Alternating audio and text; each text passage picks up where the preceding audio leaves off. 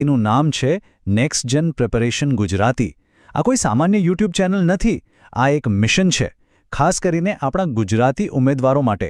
તૈયારીને એકદમ સરળ અને બધા સુધી પહોંચે એવી બનાવવાનું એક મિશન. ફ્રીમાં તૈયારી માટે જોડાઈ જાઓ અમારી સાથે. આજે આપણે વાત કરીશું ગુજરાતના એક એવા સાંસ્કૃતિક વારસાની, જેમાં શાહી ઠાઠ અને અદ્ભુત કારીગરીનો જાણે સંગમ થયો છે. જી હા, એ છે કચ્છી આરી ભરત.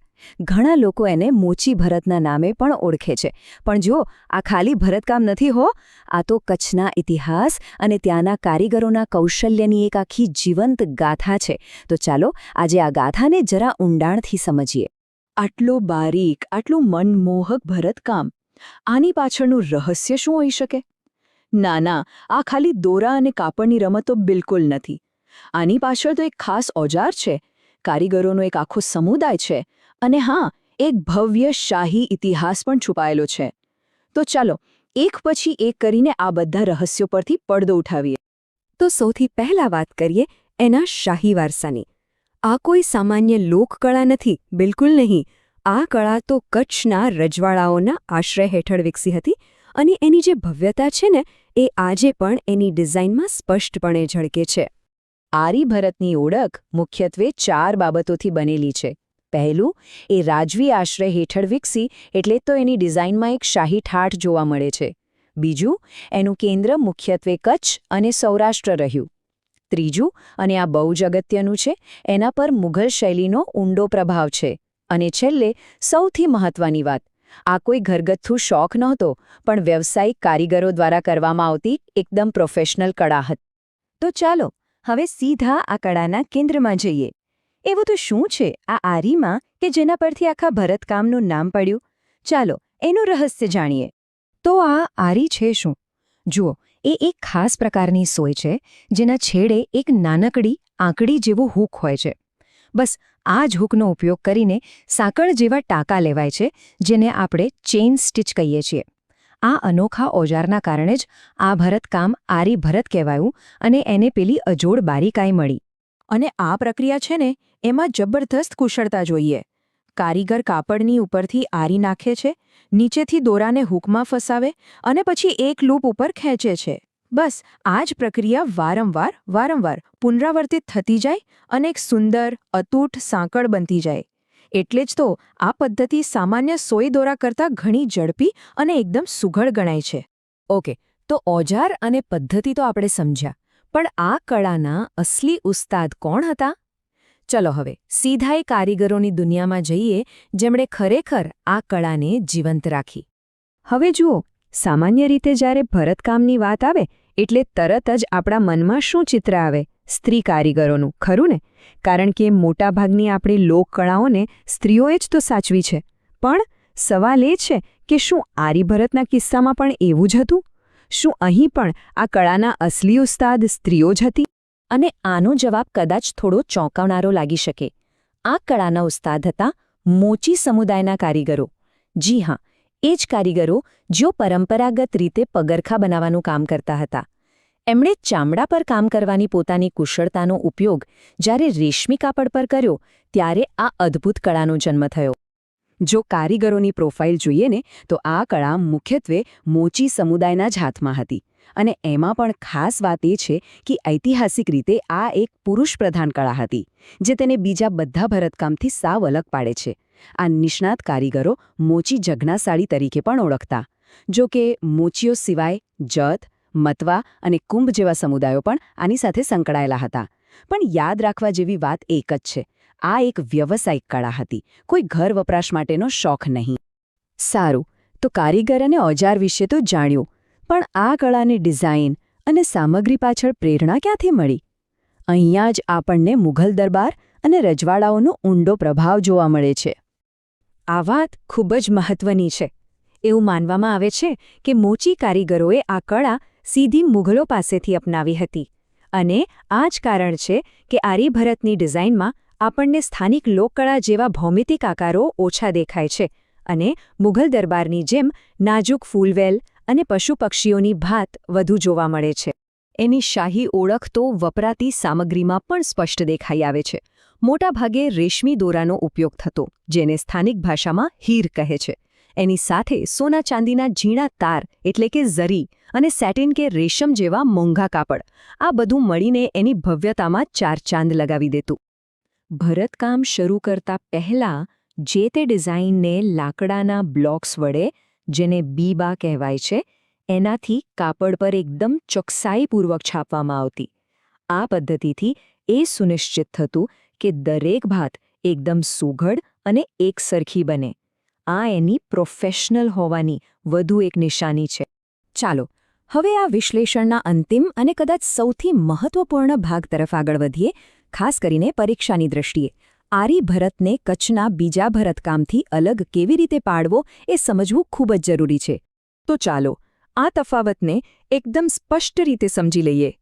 આરી ભરતમાં વપરાય છે પેલી ખાસ આરી એટલે કે હૂકવાળી સોય, જ્યારે બીજી બાજુ રબારી કે આહિર ભરત જેવી કળાઓમાં સાદી સામાન્ય સોયથી જ કામ થાય છે. પછી વાત આવે છે ડિઝાઇનની. આરી ભરત એકદમ નાજુક, ફૂલ, વેળવાળું, મુગલ સ્ટાઇલનું હોય છે, જ્યારે બીજામાં એમાં તો ભૌમિતિક આકારો અને ભરપૂર આભલા કામ જોવા મળે છે.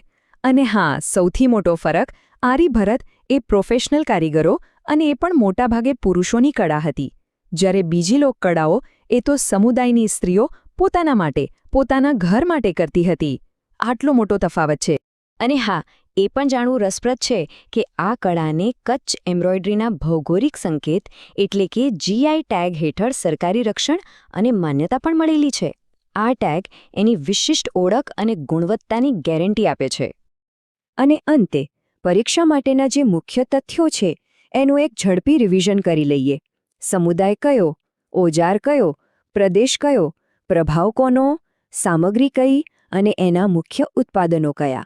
ખાસ કરીને વૈષ્ણવ સંપ્રદાયમાં શ્રીનાથજીની મૂર્તિ પાછળ જે સુશોભિત પડદા લાગે છે, જેને પીછવાઈ કહેવાય છે, એમાં આરી ભરતનો બહોળો ઉપયોગ થતો હતો. આ એક વિશિષ્ટ મુદ્દો છે જે ખાસ યાદ રાખવા જેવો છે.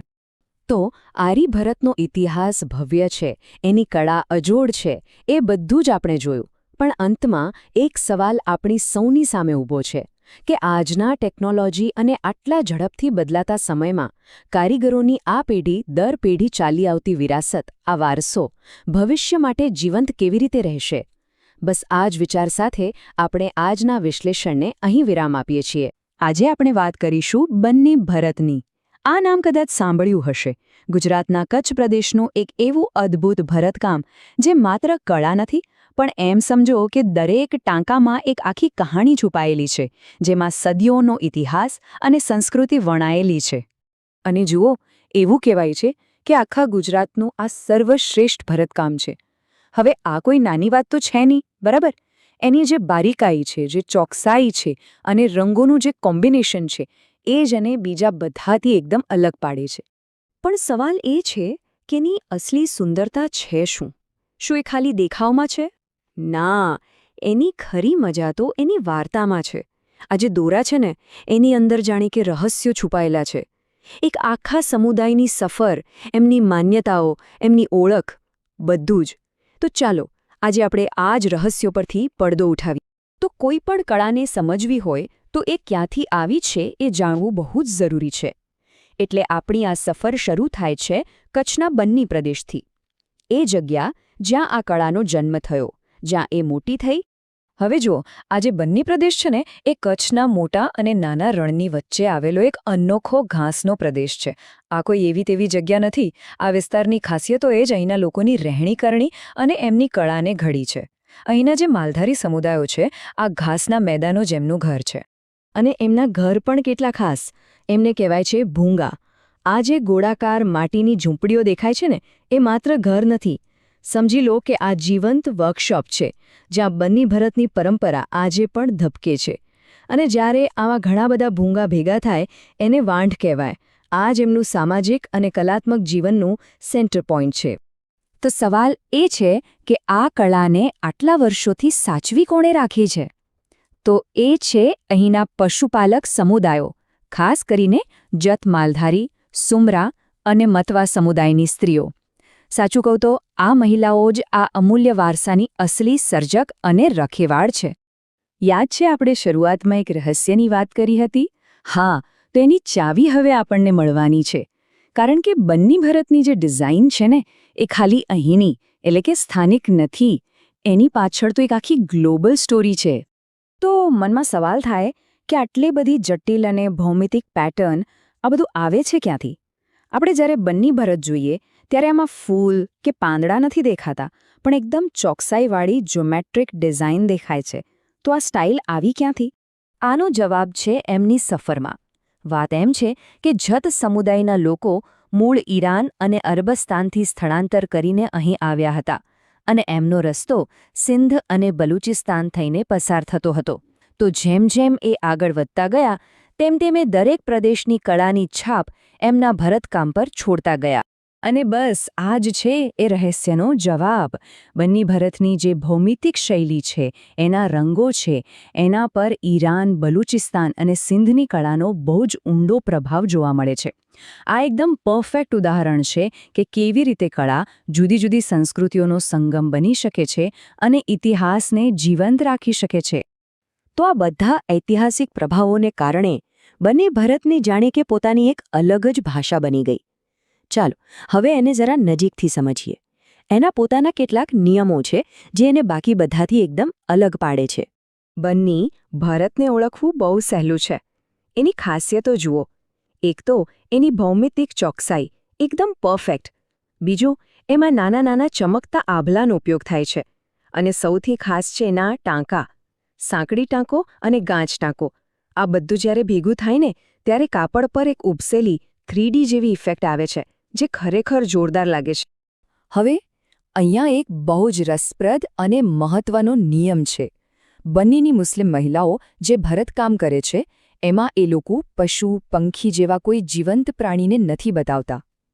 ઇસ્લામિક પરંપરાને કારણે આવું કરવામાં આવે છે અને આને એનિકોનિઝમ કહેવાય છે. અને એટલે જ પોતાની ક્રિએટિવિટી બતાવવા માટે એ લોકો આટલી બધી જટિલ અને સુંદર ભૌમિતિક ડિઝાઇન બનાવે છે. અને આ જ એક નિયમ બન્ની ભરત અને આહિર ભરત વચ્ચેનો મોટો તફાવત છે. જોશો તો આહિર ભરતમાં મોર, પોપટ, ફૂલો આવા બધા જીવંત આકારો જોવા મળશે, જ્યારે બન્ની ભરતનું ફોકસ સંપૂર્ણપણે ભૌમિતિક પેટર્ન પર હોય છે. આ જ તફાવત બંને કળાને એમની પોતાની યુનિક આઇડેન્ટિટી આપે છે. સારું, તો આપણે એનો ઇતિહાસ અને એની બનાવટ તો સમજી લીધી, પણ સવાલ એ છે કે આટલી જૂની કળા આજે ક્યાં જોવા મળે છે? એનો શું ઉપયોગ થાય છે? ચાલો હવે એના પર એક નજર નાખીએ.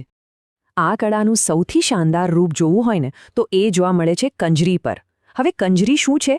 એ જત અને મટવા સમુદાયની મહિલાઓનો એક પરંપરાગત બ્લાઉઝ છે અને આ કળાને શોકેસ કરવા માટેનું આ જ એમનું મેઇન કેનવાસ છે. અને એમાં પણ કંજરીનો જે આગળનો ભાગ હોય છે, જેને કોઢા કહેવાય છે, એના પર તો સૌથી વધારે બારીક અને હેવી ભરતકામ કરેલું હોય છે. એટલે આ કોઢા ખાલી કપડાનો એક ટુકડો નથી, પણ એ બનાવનાર મહિલાની સ્કિલ, એની ઓળખ અને એના વારસાનું એક જીવતું જાગતું પ્રતીક છે. આજે બન્ની ભરત ખાલી એક પરંપરા બનીને નથી રહી ગયું. એ તો બન્ની વિસ્તારની મહિલાઓ માટે આર્થિક રીતે પગભર થવાનું એક મોટું સાધન બની ગયું છે. હવે આ કળા પર્સ, કુશન, હોમ ડેકોરની વસ્તુઓ પર પણ જોવા મળશે. અને આ બધી વસ્તુઓ દુનિયાભરમાં એક્સપોર્ટ થાય છે. અને હા, કચ્છ એમ્બ્રોઇડરીને જે GI ટેગ મળ્યો છે ને, એમાં પણ બન્ની ભરતનો સમાવેશ થાય છે, જે એની ઓથેન્ટિસિટી અને ક્વોલિટીની ગેરંટી છે. તો અંતમાં એક સવાલ સાથે આપણે આ ચર્ચા પૂરી કરીએ. આજે ફાસ્ટ ફેશનનો જમાનો છે, જ્યાં કપડાં બને છે અને તરત જ ફેંકાઈ જાય છે. એવા સમયમાં આપણે બન્ની ભરત જેવી કળા પાસેથી શું શીખી શકીએ? નમસ્કાર. આજે આપણે દોરા અને સોયની એક એવી દુનિયાની સફર કરવાના છીએ જે ખૂબ જ અનોખી છે. આ કોઈ સામાન્ય ભરતકામની વાત નથી. આ છે રબારી ભરતકામની ગાથા, જ્યાં દરેક ટાંકો જાણે એક શબ્દ છે અને દરેક વસ્ત્ર એક આખી વાર્તા કહી જાય છે. તો ચાલો આ અદ્ભુત દુનિયામાં ઊંડા ઉતરીએ. અને આ વાત છે ને, રબારી ભરતકામ પર એકદમ બરાબર બેસે છે. આ ફક્ત સુંદર દેખાતી ડિઝાઇન નથી. ના, આ તો એક જીવતો જાગતો દસ્તાવેજ છે.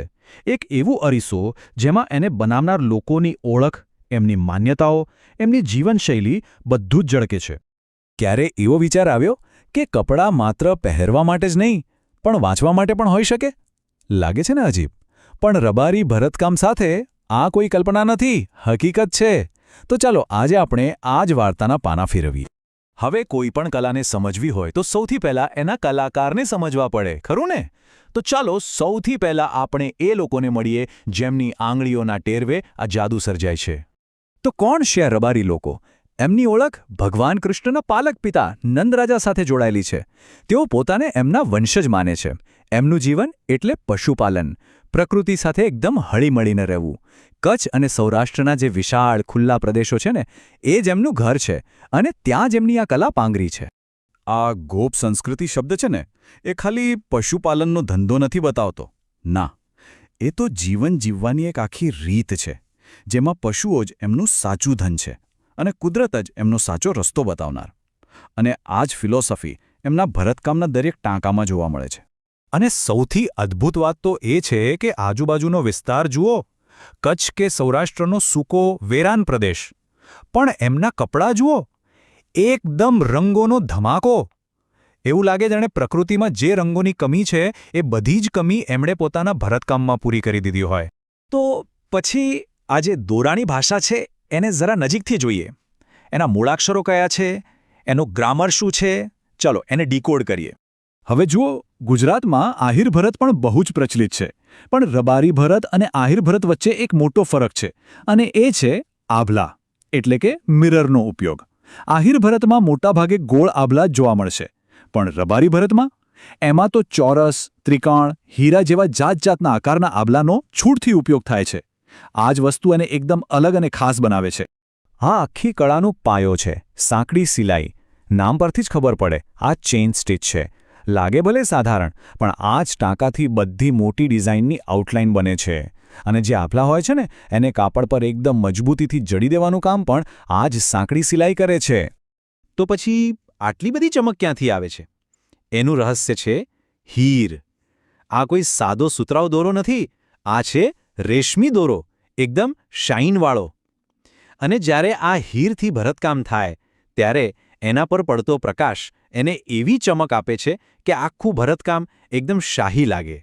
આ ભરતકામમાં જે મોટિવ્સ એટલે કે જે આકારો છે ને, એ ખાલી ડેકોરેશન માટે નથી, દરેકનો એક ખાસ મતલબ છે.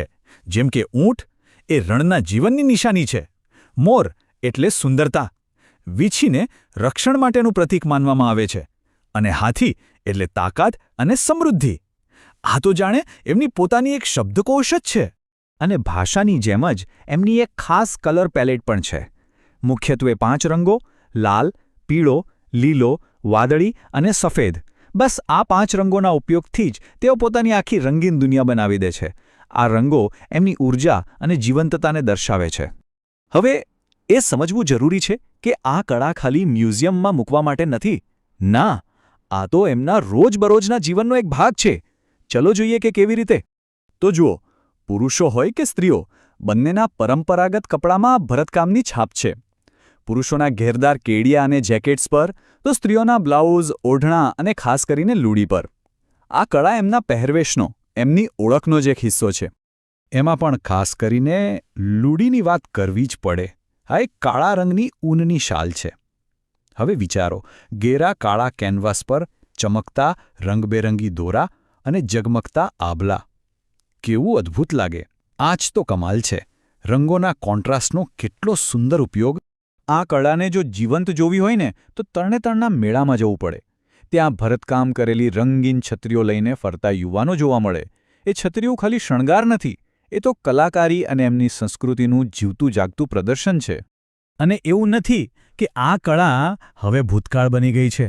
ના, આ તો એક જીવંત વારસો છે, જે પેઢી દર પેઢી આગળ વધી રહ્યો છે. પણ આ પરંપરા જીવંત કઈ રીતે રહી? જુઓ, સૌથી પહેલાં તો આ માતા પાસેથી દીકરી શીખે છે. બીજું, આ ભરતકામ વેચવા માટે નહીં, પણ પોતાના ઘર પરિવાર માટે બને છે. તહેવારો અને ખાસ પ્રસંગોએ આ જ કપડાં પહેરાય છે. અને બસ આમ જ ધીરે ધીરે એ માત્ર કપડાં નહીં, પણ આખા સમુદાયની ઓળખ બની જાય છે. એટલે હવે પછી જ્યારે પણ રબારી ભરતકામનો કોઈ નમૂનો સામે આવે, તો એને ખાલી દોરા કાપડની વસ્તુ ન સમજતા. એ એક આત્મકથા છે, એક ડાયરી છે, જેમાં કોઈ સ્ત્રીએ પોતાના સપના, પોતાની આશાઓ અને પોતાની આખી દુનિયાને ટાંકી દીધી છે. નમસ્કાર. ક્યારે એવું ભરતકામ જોયું છે જે જાણે અરીસાઓથી ઝળહળતું હોય અને એમાં એટલા બધા રંગો હોય કે જોઈને જ મન ખુશ થઈ જાય? બસ આજે આપણે ગુજરાતની એક એવી જ શાનદાર કળા આહિર ભરતકામની દુનિયામાં સફર કરવાના છીએ. તો સવાલ એ થાય કે આ ભરતકામમાં આટલી બધી જીવંતતા, આટલી બધી ઊર્જા આવે છે ક્યાંથી? ચાલો, આની પાછળની જે કહાની છે, જે કારીગરો છે અને એની જે ખાસ ઓળખ છે, એને આપણે સમજીએ. તો આપણો પહેલો વિભાગ છે કારીગરો અને તેમની ઓળખ, એટલે કે કયા સમુદાયો છે અને એમના કેન્દ્રો કયા છે. જો કોઈ પણ કળાને સમજવી હોય ને તો સૌથી પહેલાં એના બનાવનારને સમજવા પડે. એટલે જ આપણી આ સફરની શરૂઆત એ લોકોથી કરીએ જે પેઢીઓથી આ કળાને જીરતી રાખી રહ્યા છે. આ કળાના મુખ્ય સર્જકો છે આહિર સમુદાય. આ લોકો મૂળ પશુપાલન અને ખેતી સાથે જોડાયેલા છે અને પોતાને ભગવાન કૃષ્ણના વંશજ માને છે. અને ખબર છે, આહિર શબ્દનો એક મતલબ નિડર પણ થાય છે. અને આ જ નિડરતા, આ જ ખુમારી એમના ભરતકામમાં પણ દેખાય છે. એમની સાથે સાથે મેઘવાડ ગુર્જર સમુદાયના કારીગરો પણ છે, જેઓ પણ આ કળાને વધુ સમૃદ્ધ બનાવે છે. હવે આ કળા ક્યાં જોવા મળે? તો એના મૂળ ગુજરાતના બે ખાસ વિસ્તારોમાં છે, કચ્છ અને સૌરાષ્ટ્ર. કચ્છમાં તો ધાણેટી, પદ્ધર, લોડાઈ જેવા ઘણા ગામો છે, પણ ધાણેટી તો જાણે આહિર ભરતનું જીવતું જાગતું મ્યુઝિયમ જ કહી શકાય. અને સૌરાષ્ટ્ર બાજુ જઈએ તો જૂનાગઢ અને ગીર સોમનાથના વિસ્તારો આ કળાના મુખ્ય કેન્દ્રો છે. ચાલો, હવે બીજા ભાગ પર આવીએ, આગવી શૈલીનું વિશ્લેષણ. એટલે કે આ કળાનું અનોખું ડીએનએ શું છે? આપણે કારીગરો અને જગ્યાઓ વિશે તો જાણ્યું, પણ હવે એ જોઈએ કે આ ભરતકામને બીજા બધાથી અલગ શું પાડે છે, એની ખાસિયત શું છે. આહિર કારીગરો પાસે એમના કામ માટે એક બહુ મસ્ત શબ્દ છે, ઠાસા. ઠાસા એટલે શું? એનો મતલબ છે એકદમ આત્મવિશ્વાસ, એકદમ નિડરતા. અને આ માત્ર કહેવાની વાત નથી. એમના દરેક ટાંકામાં, એમની ડિઝાઇનમાં અને એ જે રંગો વાપરે છે ને, એ બધામાં આ ઠાસા દેખાઈ આવે છે. તો ચાલો આ કળાના મુખ્ય તત્વો જોઈએ. કાપડ કેવું હોય? તો કે ચમકદાર, અત્લાસ એટલે કે સાટિન અથવા તો સફેદ ખાદી. રંગો કેવા? એકદમ જીવંત, લાલ, લીલો, પીળો, જાંબલી. અને આ બધા પર ડિઝાઇન ઉપસી આવે એના માટે વપરાય છે સફેદ કે પીળો દોરો. મુખ્ય ટાંકો છે સાંકડી ટાંકો, જેને અંગ્રેજીમાં ચેઇન સ્ટિચ કહેવાય. અને સૌથી મોટી ઓળખ, ગોળ ગોળ ચમકતા આભલા. બસ આ બધું ભેગું થાય એટલે બને આહિર ભરત. અચ્છા, હવે એક મજાની વાત. આહિર ભરત અને રબારી ભરત દેખાવમાં થોડા સરખા લાગે, તો બંનેને અલગ કઈ રીતે પાડવા? બહુ સહેલું છે. ખાલી આભલાનો આકાર જુઓ. જો ભરતકામમાં મોટે ભાગે ગોળ આભલા જ હોય તો સમજી લેવાનું કે એ આહિર ભરત છે. અને જો એમાં ચોરસ, ત્રિકોણ એવા અલગ અલગ આકારના આભલા હોય તો એ રબારી ભરત. બસ આટલો સિમ્પલ તફાવત છે, પણ બહુ જ મહત્વનો. હવે વાત કરીએ ડિઝાઇનની. આમાં જે ભાત જોવા મળે છે ને, એ ખાલી શોભા માટે નથી. એમાં આ લોકોનું જીવન દેખાય છે. જેમ કે પક્ષીઓમાં પોપટ અને મોર એમના બહુ ફેવરેટ છે. પછી ફૂલ અને વેલની ડિઝાઇનો હોય. ક્યારેક ભૌમિતિક આકારો પણ જોવા મળે. અને હા, જામનગર બાજુની શૈલીમાં તો પૂતળીઓ પણ બનાવે છે. આ બધી પ્રેરણા ક્યાંથી આવે? એમના ખેતરોમાંથી, એમની આસપાસની પ્રકૃતિમાંથી. આ ડિઝાઇન એમની ખેતીવાડીવાળી જીવનશૈલીનો જ એક પડઘો છે. ચાલો હવે આપણા ત્રીજા અને છેલ્લા વિભાગ પર આવીએ, જીવનનું વણાટકામ. આનો મતલબ એ છે કે આ ભરતકામ એમની સંસ્કૃતિમાં કેવી રીતે વણાયેલું છે. કારણ કે આ કળા ખાલી કપડાં કે દિવાલ પર સજાવવા માટે નથી. એ તો એમના જીવનનો, એમની પરંપરાઓનો એક ભાગ છે. આ કળા એમના જીવનમાં કેવી રીતે જોડાયેલી છે એ જુઓ. નાના બાળકો માટે નીતિયા ટોપી કે આંગળી એટલે કે જબલું, એના પર ભરતકામ હોય. સ્ત્રીઓના પોશાકમાં બ્લાઉઝની બાંય પર અને ઘાઘરા પર પણ સુંદર ભરતકામ જોવા મળે. ઘરમાં સુશોભન માટે દિવાલ પર ચાકડા લગાવે, દરવાજા પર તોરણ હોય. અને સૌથી ખાસ, લગ્નમાં દીકરીને જે કરિયાવર એટલે કે આણું આપવામાં આવે, એમાં તો આહિર ભરતવાળી વસ્તુઓ હોવી જ જોઈએ. એકદમ જરૂરી ગણાય છે. તો અહીં સ્પષ્ટપણે દેખાય છે કે આ કળા જીવનના દરેક પાસાને સ્પર્શે છે. પછી એ રોજ પહેરવાના કપડાં હોય કે કોઈ ખાસ પ્રસંગના, ઘરની સજાવટ હોય કે પછી લગ્ન જેવી સાંસ્કૃતિક પરંપરાઓ હોય, આહિર ભરત બધે જ હાજર છે. એ ખરેખર એમના જીવનનો એક અભિન્ન અંગ છે. અને આ જ વાત આપણને આ મુદ્દા પર લાવે છે કે આ ભરતકામ માત્ર કળા નથી, પરંતુ દોરા અને અરીસામાં વણાયેલી એક સમુદાયની સાંસ્કૃતિક ઓળખ છે. સાચી વાત છે, આ ખાલી ડિઝાઇન નથી, આ એક આખા સમુદાયનો ઇતિહાસ છે, એમની ઓળખ છે, એમનો આત્મવિશ્વાસ છે, જે એક પેઢીથી બીજી પેઢી સુધી વારસામાં મળે છે. પણ સમયની સાથે દરેક વસ્તુ બદલાય છે, ખરું ને? તો આહિર ભરતમાં પણ એક નવો અધ્યાય શરૂ થયો છે. હવે ટેકનોલોજી આવી ગઈ છે અને કચ્છમાં કેટલાક કારીગરો હવે મશીનથી પણ આ પ્રકારની ડિઝાઇન બનાવી રહ્યા છે. હવે આ એક નવી વાત છે, જે આ કળા માટે નવા પડકારો પણ લાવે છે અને કદાચ નવી તકો પણ. નમસ્કાર.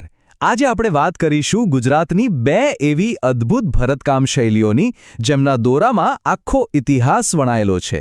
ચાલો આ કળાની દુનિયામાં જરા ડોકિયું કરીએ. તો સવાલ એ છે કે શું એક નાનકડો દોરો કોઈ વાર્તા કહી શકે? અને જવાબ છે હા, બિલકુલ. કારણ કે અમુક કળાઓ એવી હોય છે જ્યાં દોરા ખાલી કાપડ નથી સીવતા, એ તો પેઢીઓની, સંસ્કૃતિઓની અને આખી જીવનશૈલીની વાર્તાઓ ગૂંથતા હોય છે. અને આવું જ કંઈક થાય છે ગુજરાતના જીવંત સૌરાષ્ટ્ર પ્રદેશમાં. અહીં ભરતકામ એટલે ખાલી શણગાર નહીં. અહીં તો દરેક ટાંકો, દરેક દોરો એ સ્થળાંતરની, રાજવી શાનની અને રોજબરોજના જીવનની કથાઓ કહે છે. તો આજે આપણી વાર્તાના મુખ્ય પાત્રો છે કાઠી ભરત અને કણબી ભરત. ચાલો આ 2 અદ્ભુત કળાઓની ઓળખાણ કરીએ અને સમજીએ કે એમને શું ખાસ બનાવે છે. તો સૌથી પહેલા વાત કરીએ કાઠી ભરતની. નામ પરથી જ થોડો અંદાજો આવી જાય નહીં? આ એક એવી કળા છે જેમાં ભવ્યતા છે, બારીકાઈ છે અને એક રાજવી ઠાઠ છે. જુઓ, આ કોઈ સામાન્ય ભરતકામ નથી. એને ગુજરાતની સૌથી જૂની ભરતકામ શૈલી માનવામાં આવે છે. કહેવાય છે કે કાઠી સમુદાય આ કળાને સિંધ પ્રદેશમાંથી પોતાની સાથે લાવ્યો હતો. એટલે કે આ માત્ર એક શૈલી નથી, પણ એક જીવતો જાગતો ઇતિહાસ છે જે સદીઓ જૂની સફરની વાત કરે છે. હવે આની પાછળની વાત તો એનાથી પણ વધુ રસપ્રદ છે. આપણે સામાન્ય રીતે શું માનીએ કે ભરતકામ તો ઘરની સ્ત્રીઓ જ કરે ને, બરાબર? પણ અહીં આખી વાત જ અલગ છે. કાઠી ભરત તો દરબારો માટે ખાસ વ્યાવસાયિક મોચી કારીગરો કરતા હતા. આ એક નાનકડી વાત જ આ કળાને ઘરેલું કામમાંથી સીધી એક ઉચ્ચ કક્ષાની પ્રોફેશનલ આર્ટ બનાવી દે છે. અને એનું કેનવાસ પરંપરાગત રીતે બારીક કાળું કાપડ. આ કાળા કાપડ પર જ્યારે રંગબેરંગી દોરાઓથી કામ થાય છે ત્યારે જાણે એ રંગો જીવંત થઈ ઉઠે છે. એકદમ ડ્રામેટિક ઇફેક્ટ આવે છે, જેની વાર્તાઓને વધુ દમદાર બનાવે છે. તો હવે સવાલ એ કે કાઠી ભરતને ઓળખવું કઈ રીતે? બસ એનો ટાંકો જોવાનો. એની ખાસ ઓળખ છે એક જટિલ ટાંકો, જેને હેરિંગબોન સ્ટીચ કહેવાય છે. સમજી લો કે આ એની સિગ્નેચર સ્ટાઇલ છે. કહેવાય છે કે એની ડિઝાઇન ભિંતચિત્રો જેવી લાગે છે. અને આ વાત બહુ જ મહત્વની છે. આનો અર્થ એ છે કે આ ખાલી સુશોભન નથી.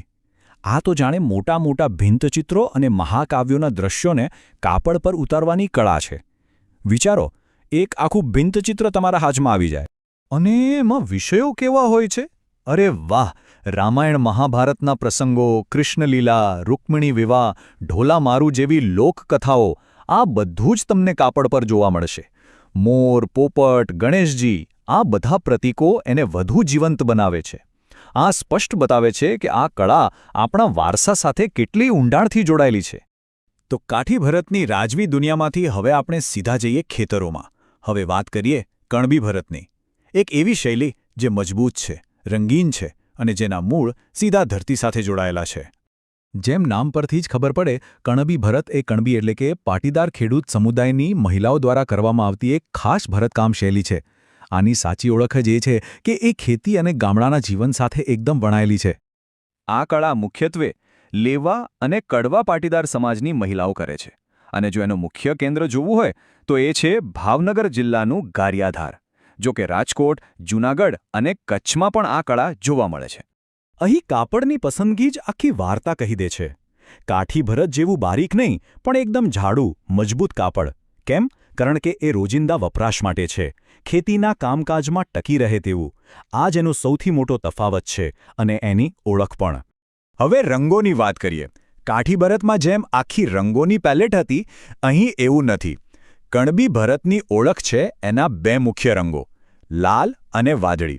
એકદમ બોલ્ડ અને બ્રાઇટ કોમ્બિનેશન. તમે દૂરથી જ ઓળખી જાઓ કે આ કણબી ભરત છે. અને આનો ઉપયોગ ક્યાં થાય છે? બસ ચારે બાજુ. ઘરની સજાવટ માટે તોરણ અને ચાકલામાં પહેરવા માટે ઘાઘરા ચોળીમાં અને સૌથી ખાસ બળદોને શણગારવા માટે જે ઝૂલ બને છે એમાં. સાથે સાથે આબલા એટલે કે અરીસાઓનો ભરપૂર ઉપયોગ થાય છે. આ બતાવે છે કે આ કળા જીવનના દરેક પાસા સાથે કેવી રીતે જોડાયેલી છે. ઓકે, તો આપણે કાઠી ભરતની રાજવી દુનિયા પણ જોઈ અને કણબી ભરતની ધરતી સાથે જોડાયેલી કળા પણ જોઈ. હવે સમય છે આ બંનેને સામસામે મૂકીને જોવાનો કે આ બંનેના દોરા એકબીજાથી કેટલા અલગ છે. તો ચાલો એક નજરમાં બધું જોઈ લઈએ. એક તરફ છે કાઠી ભરત, જે બારીક કાળા કાપડ પર થાય છે. બીજી તરફ કણબી ભરત, જે જાડા મજબૂત કાપડ પર થાય છે. રંગોમાં જુઓ, કાઠી ભરતમાં બહુરંગી કથાઓ છે, તો કણબી ભરતમાં મુખ્યત્વે લાલ અને વાદળી. ટાંકામાં પણ ફરક છે. કાઠી ભરતમાં હેરિંગબોન, તો કણબી ભરતમાં આભલા સાથેના ગાઢ ટાંકા. અને વિષયો, એક બાજુ મહાકાવ્યો તો બીજી બાજુ રોજિંદુ જીવન. એકદમ સ્પષ્ટ તફાવત છે, ખરું ને? સારું, જો બીજું બધું યાદ ન રહે તો બસ આટલું યાદ રાખજો. કાઠી ભરત એટલે બારીક કાળું કાપડ અને પેલો ખાસ હેરિંગબોન ટાંકો, અને કણબી ભરત એટલે જાડું કાપડ અને બોલ્ડ લાલ વાદળી રંગોનું કોમ્બિનેશન. આ બે મુખ્ય ઓળખ છે. એટલે હવે પછી જ્યારે પણ ભરતકામનું કોઈ સુંદર પીસ જુઓ તો એને ઓળખવા માટે આ 3 સ્ટેપ ફોલો કરવાના. સ્ટેપ 1, કાપડ ચેક કરો, બારીક છે કે જાડું. સ્ટેપ 2, રંગો જુઓ, મલ્ટીકલર છે કે લાલ વાદળી. અને સ્ટેપ 3, એની સિગ્નેચર શોધો, હેરિંગબોન ટાંકો દેખાય છે કે પછી ચમકતા આભલા. બસ આટલું જ. આટલા બધા તફાવત હોવા છતાં એ યાદ રાખવું જરૂરી છે કે આ બંને શૈલીઓ એક જ સાંસ્કૃતિક વારસાના બે અલગ અલગ પણ એટલા જ સુંદર દોરા છે. ચાલો એમના આ સહિયારા વારસાને સમજીએ. એક જ ભૂમિ છે, સૌરાષ્ટ્ર, પણ એના પર બે અલગ અલગ સમુદાયો, અને બંનેના દોરા પોતપોતાની આગવી વાર્તા કહે છે. એક દરબારની ગાથા કહે છે તો બીજો ખેતરની. પણ સાથે મળીને આ બંને આપણા વારસાને વધુ સમૃદ્ધ અને રંગીન બનાવે છે. ગુજરાતના કલા વારસાની વાત કરીએ ને તો એનો કોઈ પાર નથી, પણ એમાં અમુક નામ એવા છે જે પોતે જ એક આખી કહાણી કહી જાય છે. આવું જ એક નામ છે મહાજન ભરત. તો ચાલો આજે આ અનોખી ભરતકળાની દુનિયામાં થોડા ઊંડા ઉતરીએ. તો સૌથી પહેલો સવાલ મનમાં એ જ આવે, બરાબર ને, કે આ મહાજન ભરત છે શું? આ નામનો મતલબ શું થાય? વેલ, જવાબ એના નામમાં જ છે. મહાજન શબ્દનો ઉપયોગ થતો હતો શ્રેષ્ઠીઓ, ધનવાન વ્યાપારીઓ અને સમાજના ઉચ્ચ વર્ગના લોકો માટે. આ પરથી જ એક વાત તો સાવ સ્પષ્ટ થઈ જાય છે કે આ કળા સામાન્ય લોકોની નહોતી, પણ એક ખાસ વર્ગની ઓળખ અને પ્રતિષ્ઠાનું પ્રતીક હતી. અને આ જ સમજ આપણને આ કળાના મૂળ સુધી લઈ જાય છે. એ સમજવા માટે કે આને શા માટે એક મહાજન એટલે કે એક ઉમદા કળા તરીકે જોવામાં આવતી હતી. જુઓ, આ કોઈ રોજબરોજના વપરાશની કળા નહોતી. આ તો રાજવી દરબારો અને મોટા સમૃદ્ધ પરિવારોની શાન હતી. અને ખાસ કરીને જ્યારે ઘરમાં દીકરીના લગ્ન હોય ત્યારે એના કરિયાવર માટે આ ભરતકામ તૈયાર થતું. એ માત્ર કાપડનો ટુકડો નહોતો, પણ પરિવારની આબરૂ, એમનો કદાપ્રેમ અને દીકરી માટેના આશીર્વાદનું એક જીવંત સ્વરૂપ હતું. તો સવાલ એ થાય કે આ મહાજન એટલે કોણ? કયા સમુદાયો અને ગુજરાતના કયા વિસ્તારોમાં આ કલા ખીલી હતી? ચાલો એ જાણીએ. આ કળાના મુખ્ય કારીગરો હતા ઓસવાળવાણિયા, બ્રાહ્મણ, ભાટિયા, લુહાણા, શ્રીમાળી અને સોની જેવા સમુદાયો. તમે જુઓ તો આ બધા જ એ સમયના વેપારી અને સમાજમાં મોભાદાર સ્થાન ધરાવતા વર્ગો હતા. અને એમની એ કલાદૃષ્ટિ આ ભરતમાં સ્પષ્ટ દેખાય છે. જો ભૌગોલિક રીતે વાત કરીએ તો આ કળા મુખ્યત્વે કચ્છના વાગડ, ભુજ અને માંડવી જેવા વિસ્તારોમાં અને આખા સૌરાષ્ટ્રમાં ખૂબ વિકસી હતી. આ પ્રદેશો વ્યાપાર અને સંસ્કૃતિના મુખ્ય કેન્દ્રો હતા, એટલે આવી ઉમદા કલાકારી માટે એકદમ યોગ્ય વાતાવરણ હતું. પણ એવી તો શું ખાસિયત હતી આ ભરતકામમાં? એની પાછળની જે ટેકનિક છે, જે ટાંકાઓ છે, એની દુનિયા ખરેખર બહુ જ રસપ્રદ છે. આખી કળાનો સાર જો એક વાક્યમાં કહેવો હોય તો એ છે ઠાસી ઠાસીને ભરેલું. આનો સીધો મતલબ એ કે કાપડ પર જરા પણ જગ્યા ખાલી ના રહેવી જોઈએ. એટલી બારીકાઈ અને એટલી ઘનતાથી ભરતકામ થતું. એકદમ ચોકસાઈ અને ધીરજ, એ જ એની ઓળખ હતી. એમાં વપરાતી સામગ્રી પણ એટલી જ ખાસ હતી. એકદમ ચમકદાર રેશમી દોરા, જેને હીર કહેવાતા, એ પણ લાલ, ગુલાબી, સોનેરી, પીળા જેવા ભડક રંગોમાં. સાથે સાથે વચ્ચે વચ્ચે આભલા ટાંકવામાં આવતા, જે એની ચમકને ઓર વધારતા. અને આ બધું જ ઘેરા રંગના જેમ કે કાળા કે મરૂન કાપડ પર થતું, જેથી દરેક ટાંકો અને રંગ જાણે જીવંત થઈ ઉઠે. ખાસ કરીને કચ્છના વાગડ વિસ્તારમાં આ ભરતકામ કાંગરા ભરત તરીકે પણ ઓળખાય છે. એની બનાવવાની રીત આમ તો સાદી લાગે, પણ એમાં ગજબની કારીગરી જોઈએ. પહેલાં કાપડની ધારને સરસ રીતે વાળવામાં આવે, પછી એના પર સુંદર કાંગરી એટલે કે સ્કેલપ્સ જેવી ડિઝાઇન ભરવામાં આવે અને છેલ્લે એમાં આભલા જડવામાં આવે. અને આ બધી જટિલ ડિઝાઇન બનાવવા માટે સાંકડી, સારેન, ખજૂરા અને અડદિયા ફાંટિયા જેવા પારંપરિક ટાંકાઓનો ઉપયોગ થતો. આ દરેક ટાંકાની પોતાની એક અલગ જ સુંદરતા હતી. ચાલો હવે ટેકનિકથી આગળ વધીને એના અર્થ પર જઈએ, કારણ કે આ ભરતકામ ખાલી ડિઝાઇન નહોતી, એ તો કાપડ પર કહેવાતી વાર્તાઓ હતી. દાખલા તરીકે આ જુઓ, અંબાડીવાળો હાથી. આ મોટિવ શક્તિ અને રાજવી ઠાઠમાઠનું એકદમ સ્પષ્ટ પ્રતીક હતું. પછી આવે છે કનકમ મૃગ એટલે કે રામાયણનું પેલું પ્રખ્યાત સોનેરી હરણ. આ બતાવે છે કે આ કળા આપણા પૌરાણિક ગ્રંથો સાથે કેટલી ઊંડાણથી જોડાયેલી હતી. અને આ છે પિતૃભક્ત શ્રવણ. આના જેવી ભાત દ્વારા નૈતિક અને સાંસ્કૃતિક વાર્તાઓને કાપડ પર જીવંત કરવામાં આવતી હતી. પણ બધું જ પૌરાણિક નહોતું.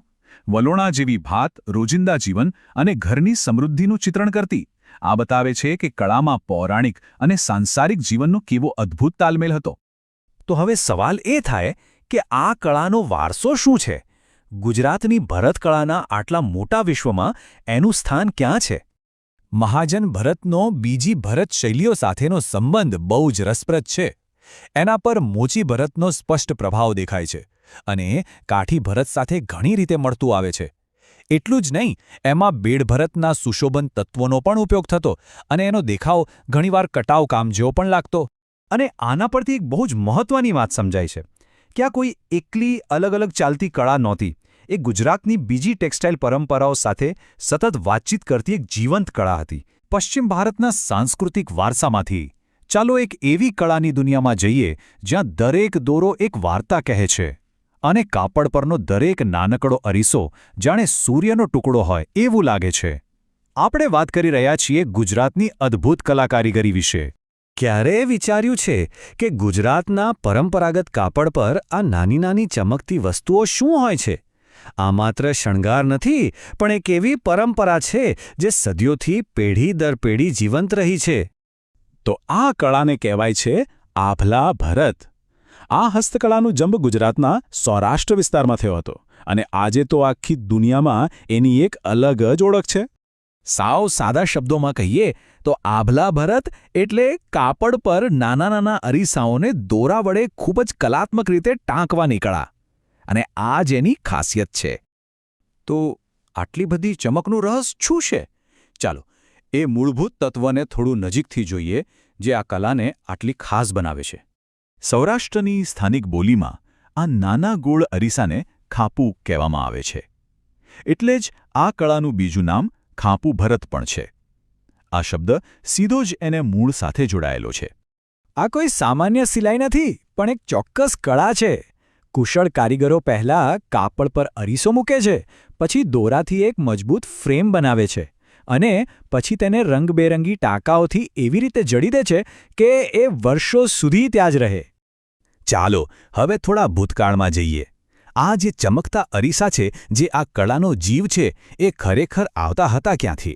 જૂના દસ્તાવેજો પ્રમાણે પ્રાચીન સમયમાં ગુજરાતના 2 શહેરો આ ખાંપુ બનાવવા માટે બહુ જ પ્રખ્યાત હતા. એક તો સુરેન્દ્રનગર જિલ્લાનું લીંબડી અને બીજું ખેડા જિલ્લાનું કપડવંજ. આ બંને જગ્યાઓ આ કળાના ઐતિહાસિક હબ હતા એમ કહી શકાય. આભલા ભરતની દુનિયા કોઈ એક રંગની નથી. અલગ અલગ સમુદાયો આ કળાને પોતાની રીતે, પોતાની આગવી શૈલીમાં રજૂ કરે છે અને એ જ એમની ઓળખ બની જાય છે. દરેક સમુદાયની શૈલીમાં કંઈક અલગ જ વાત છે. જેમ કે આહિર સમુદાય સફેદ ખાદી પર પોપટ અને ફૂલો જેવી ડિઝાઇન બનાવે છે, તો મેર સમુદાય ઘેરા રંગના કાપડ પર મોટા અરીસાઓનો ઉપયોગ કરે છે, જેને ચિત્રામણ શૈલી કહેવાય છે.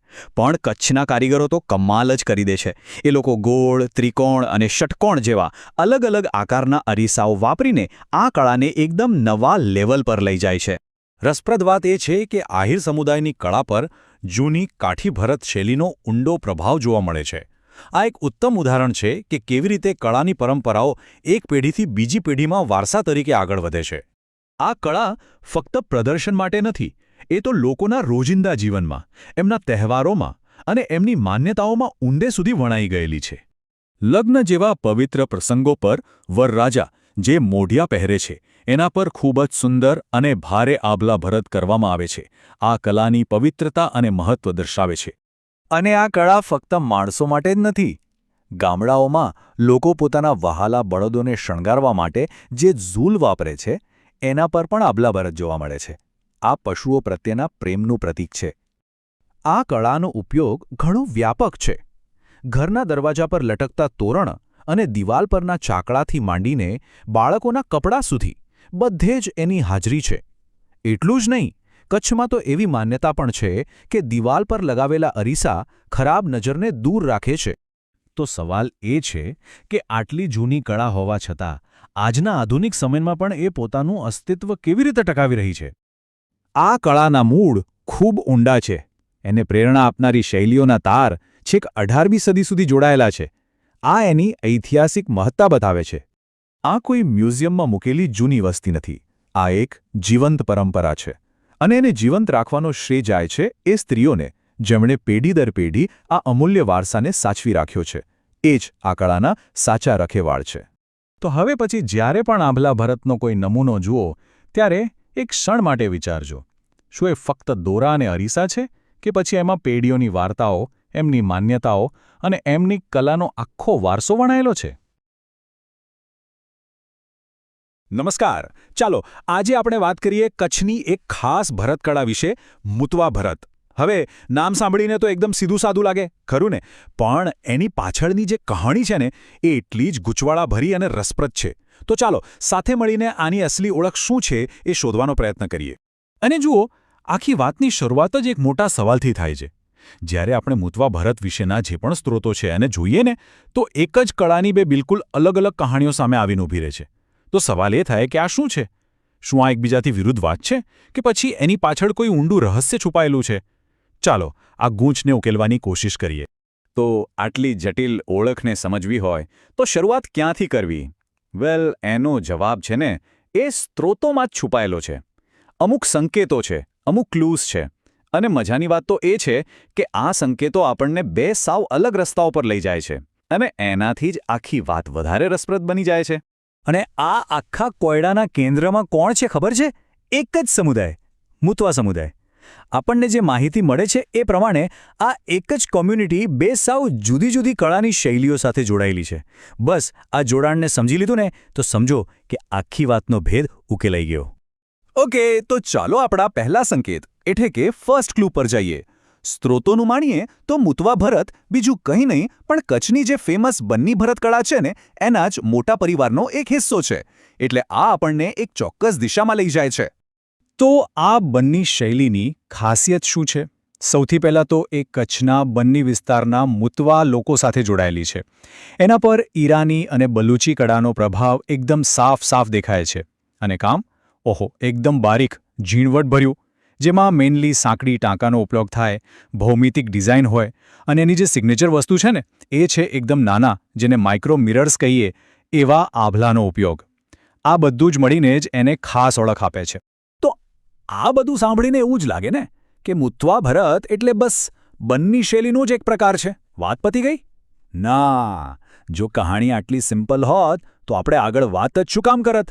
અહીંયા જ એક ટ્વિસ્ટ છે. સ્ત્રોતો આપણને એક નવા જ વળાંક પર લઈ જાય છે. અને હવે આવે છે આપણો બીજો સંકેત. અને આ એવો સંકેત છે જે આખી ગેમ બદલી નાખે છે. આપણા સ્ત્રોતો એ જ મુતવા સમુદાયને એક સાવ જ અલગ પરંપરા સાથે જોડે છે. અને એનું નામ છે આરી ભરત. ચાલો હવે એ જોઈએ કે આ વળી શું છે. તો આરી ભરત એટલે શું? એને સમજવા માટે એની ટેકનિક સમજવી પડે. આમાં છે ને સાદી સોય નથી વપરાતી.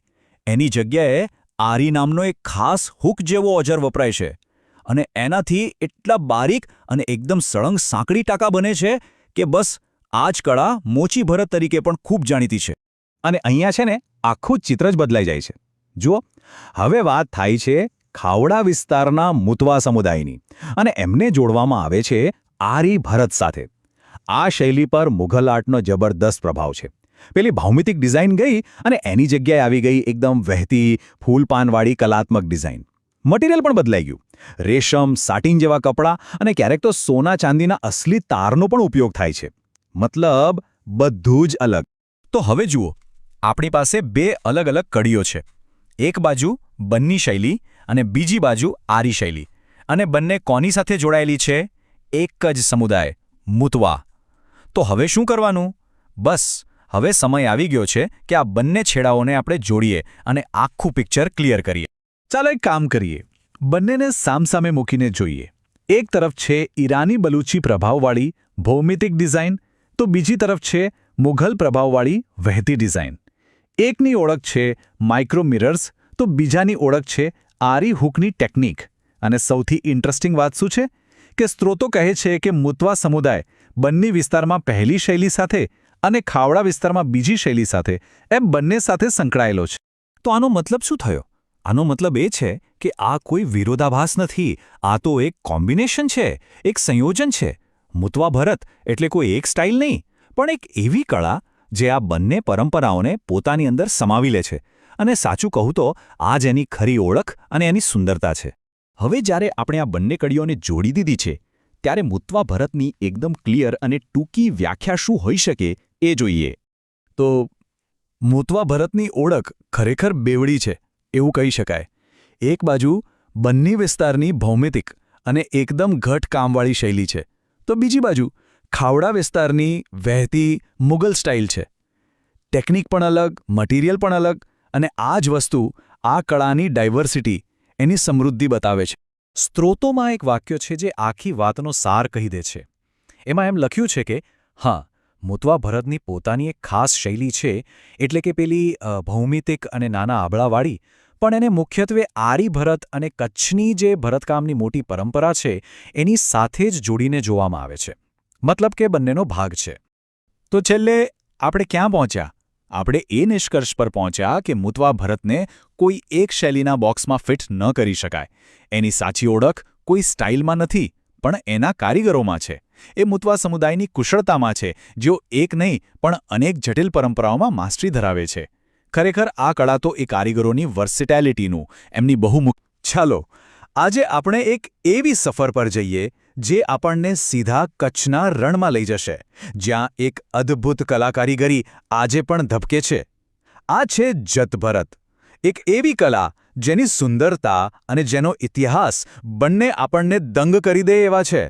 તો ચાલો આ કલાના તાણાવાણાને આપણે જરા નજીકથી સમજીએ. સૌથી પહેલાં તો એક એવી વાત જે કદાચ સાંભળીને વિશ્વાસ જ ના આવે. જ્યારે આપણે આ ભરતકામની બારીકાઈ અને એની જટિલ ડિઝાઇન જોઈએ ત્યારે એમ જ લાગે કે આને બનાવવામાં તો મહિનાઓ લાગી જતા હશે. ખરું ને? પણ જાદુ અહીં જ છે. આ અદ્ભુત કલા, આટલી બધી મહેનતવાળું કામ ફક્ત ગણતરીની મિનિટોમાં તૈયાર થઈ જાય છે. હવે આ સાંભળીને સીધો સવાલ મગજમાં આવે કે ભાઈ, કોણ છે આ કલાના જાદુગરો? કોણ છે આ લોકો જેમની આંગળીઓમાં આટલી બધી સ્પીડ અને ચોકસાઈ છે કે સોય દોરાથી આવો કમાલ કરી શકે? તો ચાલો હવે આ રહસ્ય પરથી પડદો ઉઠાવીએ અને ઓળખીએ આ અદ્ભુત કારીગરોને અને એમના સમુદાયને. આ કલાનો ધબકાર છે કચ્છના બન્ની અને ખાવડા વિસ્તારમાં રહેતી જત સમુદાયની મહિલાઓ. આ કોઈ કોલેજ કે સ્કૂલમાં શીખવામાં આવતી કળા નથી હો. આ તો વારસો છે જે પેઢી દર પેઢી મા પાસેથી દીકરીને મળતો આવે છે. આમ તો કચ્છની ધરતી પર સુમરા અને મુતવા જેવા બીજા ઘણા સમુદાયો પણ કાપડ પર કવિતા લખે છે, પણ જતભરત એ બધામાં એક ઝળહળતો સિતારો છે. પણ સવાલ એ છે કે આ જત સમુદાય કચ્છમાં આવ્યો ક્યાંથી? એમની આખી યાત્રા કેવી રહી હશે અને એમની કલા પર શું અસર પડી હશે? એમની કહાણી છે ને, એક લાંબા પ્રવાસની છે. મૂળ તો તેઓ ઈરાન અને અરબસ્તાનના, ત્યાંથી નીકળીને બલુચિસ્તાન અને સિંધના રસ્તેથી પસાર થઈને છેવટે કચ્છની ધરતી પર સ્થાયી થયા. અને આ લાંબા પ્રવાસની દરેક છાપ, દરેક સંસ્કૃતિની ઝલક એમના દોરા અને સોયમાં જાણે કેદ થઈ ગઈ. એટલે જ એમના ભરતકામમાં આ આખી યાત્રાની વાર્તા વણાયેલી જોવા મળે છે. તો આટલા બધા પ્રભાવો પછી જતભરતની પોતાની ખાસિયત શું બની? એવી કઈ વાત છે જે એને જોતાં જ બીજા બધાથી અલગ પાડે છે? જુઓ, જતભરતની સુંદરતાના 3 મુખ્ય પાયા છે. પહેલું, સફાઈ, મતલબ એક પણ ટાંકો આડોઅવળો નહીં, એકદમ પરફેક્ટ કામ. બીજું સપ્રમાણતા, ડિઝાઇન એવી બેલેન્સ્ડ હોય જાણે કોઈ ગણિતના માપથી દોરી હોય. અને ત્રીજું રંગોની મેળવણી, એટલા જીવંત અને પાકા રંગોનું મિશ્રણ જે સીધું દિલને સ્પર્શી જાય. અને પછી આવે છે જત ભરતનો ચમકતો સિતારો એટલે કે આભલા. આ નાના નાના કાચના ટુકડાઓ જ્યારે કાપડ પર ખૂબ જ ચોકસાઈથી ટાંકવામાં આવે છે અને એના પર જ્યારે પ્રકાશ પડે છે ત્યારે આખું કાપડ જાણે આકાશના તારાઓથી જગમગી ઉઠે છે. આ એમની એકદમ ખાસ ઓળખ છે. આ કલા છે ને એ ભૌમિતિક આકારોની ભાષામાં વાત કરે છે. તમને અહીં જટિલમાં જટિલ ડિઝાઇન્સ જોવા મળશે, પણ ક્યારેય કોઈ પશુ પંખી કે કોઈ જીવંત આકૃતિ નહીં દેખાય. આ એમની સાંસ્કૃતિક માન્યતા છે જે એમની કલાને એક શુદ્ધ અને આગવું સ્વરૂપ આપે છે. હવે મજાની વાત એ છે કે એક જ સમુદાય પણ શૈલી બે. ગરાસિયા જતનું ભરતકામ ક્રોસ સ્ટિચની સરળ પણ ખૂબસૂરત તકનીકથી ઓળખાય છે, તો બીજી બાજુ ફકીરાણી જતનું ભરતકામ એટલે આભલા અને એકદમ ગાઢ ભરેલા ટાંકાઓનું ભવ્ય પ્રદર્શન. આ વિવિધતા જ એમની કલાની તાકાત અને સમૃદ્ધિ બતાવે. હવે આવી સુંદર કલાકારીગરી માટે કેનવાસ પણ એટલું જ ખાસ જોઈએ, બરાબર ને? એટલે જ આ કારીગરો ગજ્જી સિલ્ક કે સાટિન જેવું ચમકદાર અને મુલાયમ કાપડ પસંદ કરે છે, જેના પર દરેક ટાંકો મોતીની જેમ ઉપસી આવે. પણ આ કલા ખાલી પ્રદર્શન માટે કે દિવાલો પર સજાવવા માટે નથી બની. એ તો એમના રોજિંદા જીવનનો અને એમના પહેરવેશનો એક જીવંત ભાગ છે. કજરી આ માત્ર એક વસ્ત્ર નથી, આ જત મહિલાઓની ઓળખ છે.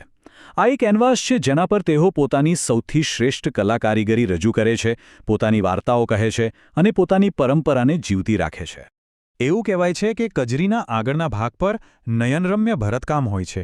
આ બે શબ્દો જ બધું કહી દે છે, નહીં? એ ભરતકામ જ એ પોશાકનો આત્મા છે, એનું મુખ્ય આકર્ષણ છે. તો ચાલો હવે આ બધા અલગ અલગ દોરાઓને જોડીને એક મોટી તસવીર બનાવીએ. આટલો અનોખો વારસો આખરે બન્યો કેવી રીતે?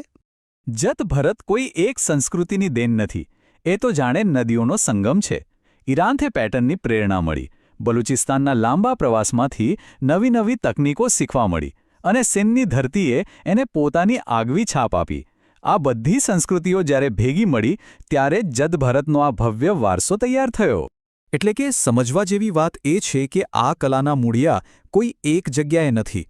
એ ઓછામાં ઓછી 3 મહાન સંસ્કૃતિઓના સમન્વયનું જીવંત અને ધબકતું. નમસ્કાર. ચાલો આજે વાત કરીએ કચ્છની એક એવી કળા વિશે જેનું નામ જ એની ઓળખ છે, પાકો ભરત. પાકો એટલે કે મજબૂત. તો પછી સવાલ એ છે કે એવું તો શું છે આ ભરતકામમાં જે તેને આટલું ખાસ અને ટકાઉ બનાવે છે? ચાલો શોધી કાઢીએ.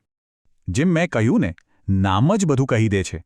પાકો એટલે કે સ્ટ્રોંગ, સોલિડ, મજબૂત. આ એક એવું ભરતકામ છે જે વર્ષો સુધી ટકી રહેવા માટે જ બન્યું છે. પણ શું આ ખાલી નામ જ છે કે પછી આ મજબૂતી પાછળ કોઈ ખાસ રહસ્ય છુપાયેલું છે? હા, તો આ જ છે આપણો મુખ્ય સવાલ. એવી તો કઈ વસ્તુ છે જે આ ભરતને આટલું પાકું બનાવે છે? શું એ દોરાની કમાલ છે કે પછી એના ટાંકાની કોઈ ખાસિયત છે કે પછી આ કારીગરોનો હાથ જ એવો છે? ચાલો આ સવાલનો જવાબ શોધવા માટે આપણે થોડા ઊંડા ઉતરીએ. તો આ ભરતકામને બરાબર સમજવા માટે એનું એમ સમજો ને કે એકદમ બારીકાઈથી એનાલિસિસ કરીએ. એના એક એક તાંતણાને ઉકેલીને જોઈએ કે અંદર શું છુપાયું છે. ઓકે, તો આ કળાના મુખ્ય તત્વો કયા કયા છે? સૌથી પહેલાં તો આ કળા કચ્છના સોઢા અને જાડેજા સમુદાયો સાથે ખાસ જોડાયેલી છે. એના ટાંકા એકદમ ગીચ અને ટાઈટ હોય છે. અને ભાતની વાત કરીએ તો એમાં ભૌમિતિક આકારો અને સાથે સાથે ફૂલોની ડિઝાઇન પણ જોવા મળશે. અને હા, એની સુંદરતા વધારવા માટે રંગબેરંગી દોરાની સાથે ચમકતા અરીસાનો પણ ઉપયોગ થાય છે.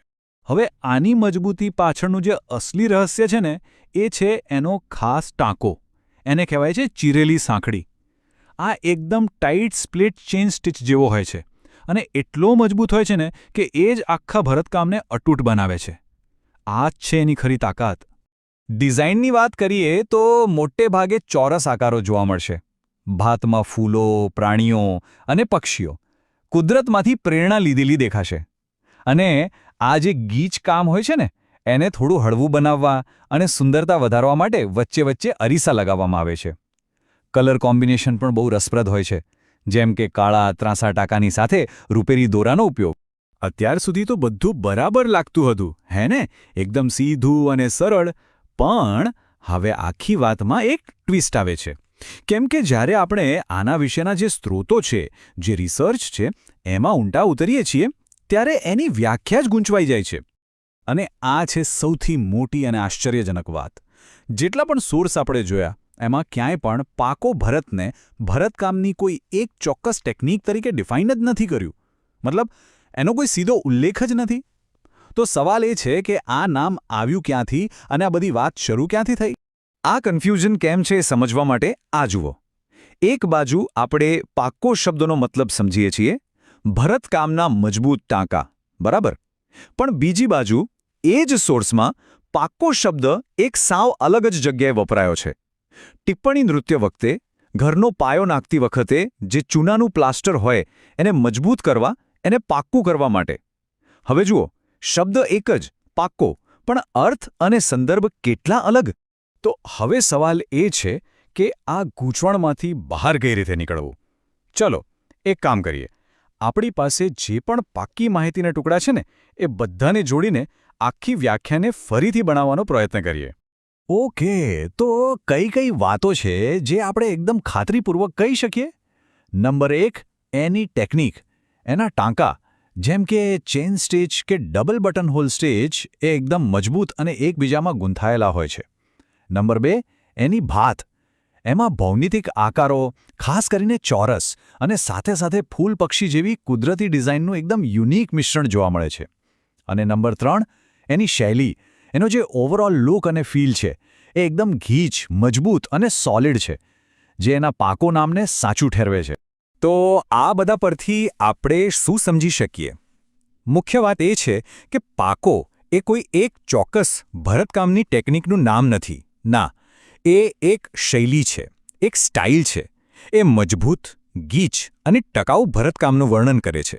એટલે કે પાકો એ એક ક્વોલિટી છે, કોઈ એક પદ્ધતિ નથી. તો હવે જ્યારે આપણે પાકોનો સાચો અર્થ સમજી ગયા છીએ, ત્યારે ચાલો આ કળાના વારસાની વાત કરીએ. એની ટકી રહેવાની જે અદ્ભુત ક્ષમતા છે, એની પાછળની કહાણી સમજીએ. અને સાચું કહું તો પાક્કા ભરતની જે અસલી મજબૂતી છે ને, એ ખાલી એના ટાંકાઓમાં નથી. ના, એની ખરી તાકાત તો એને બનાવનારા સમુદાયો જેવી છે. જેમ એ સમુદાયો પેઢીઓથી ટકી રહ્યા છે, એમ જ આ કળા પણ ટકી રહી છે.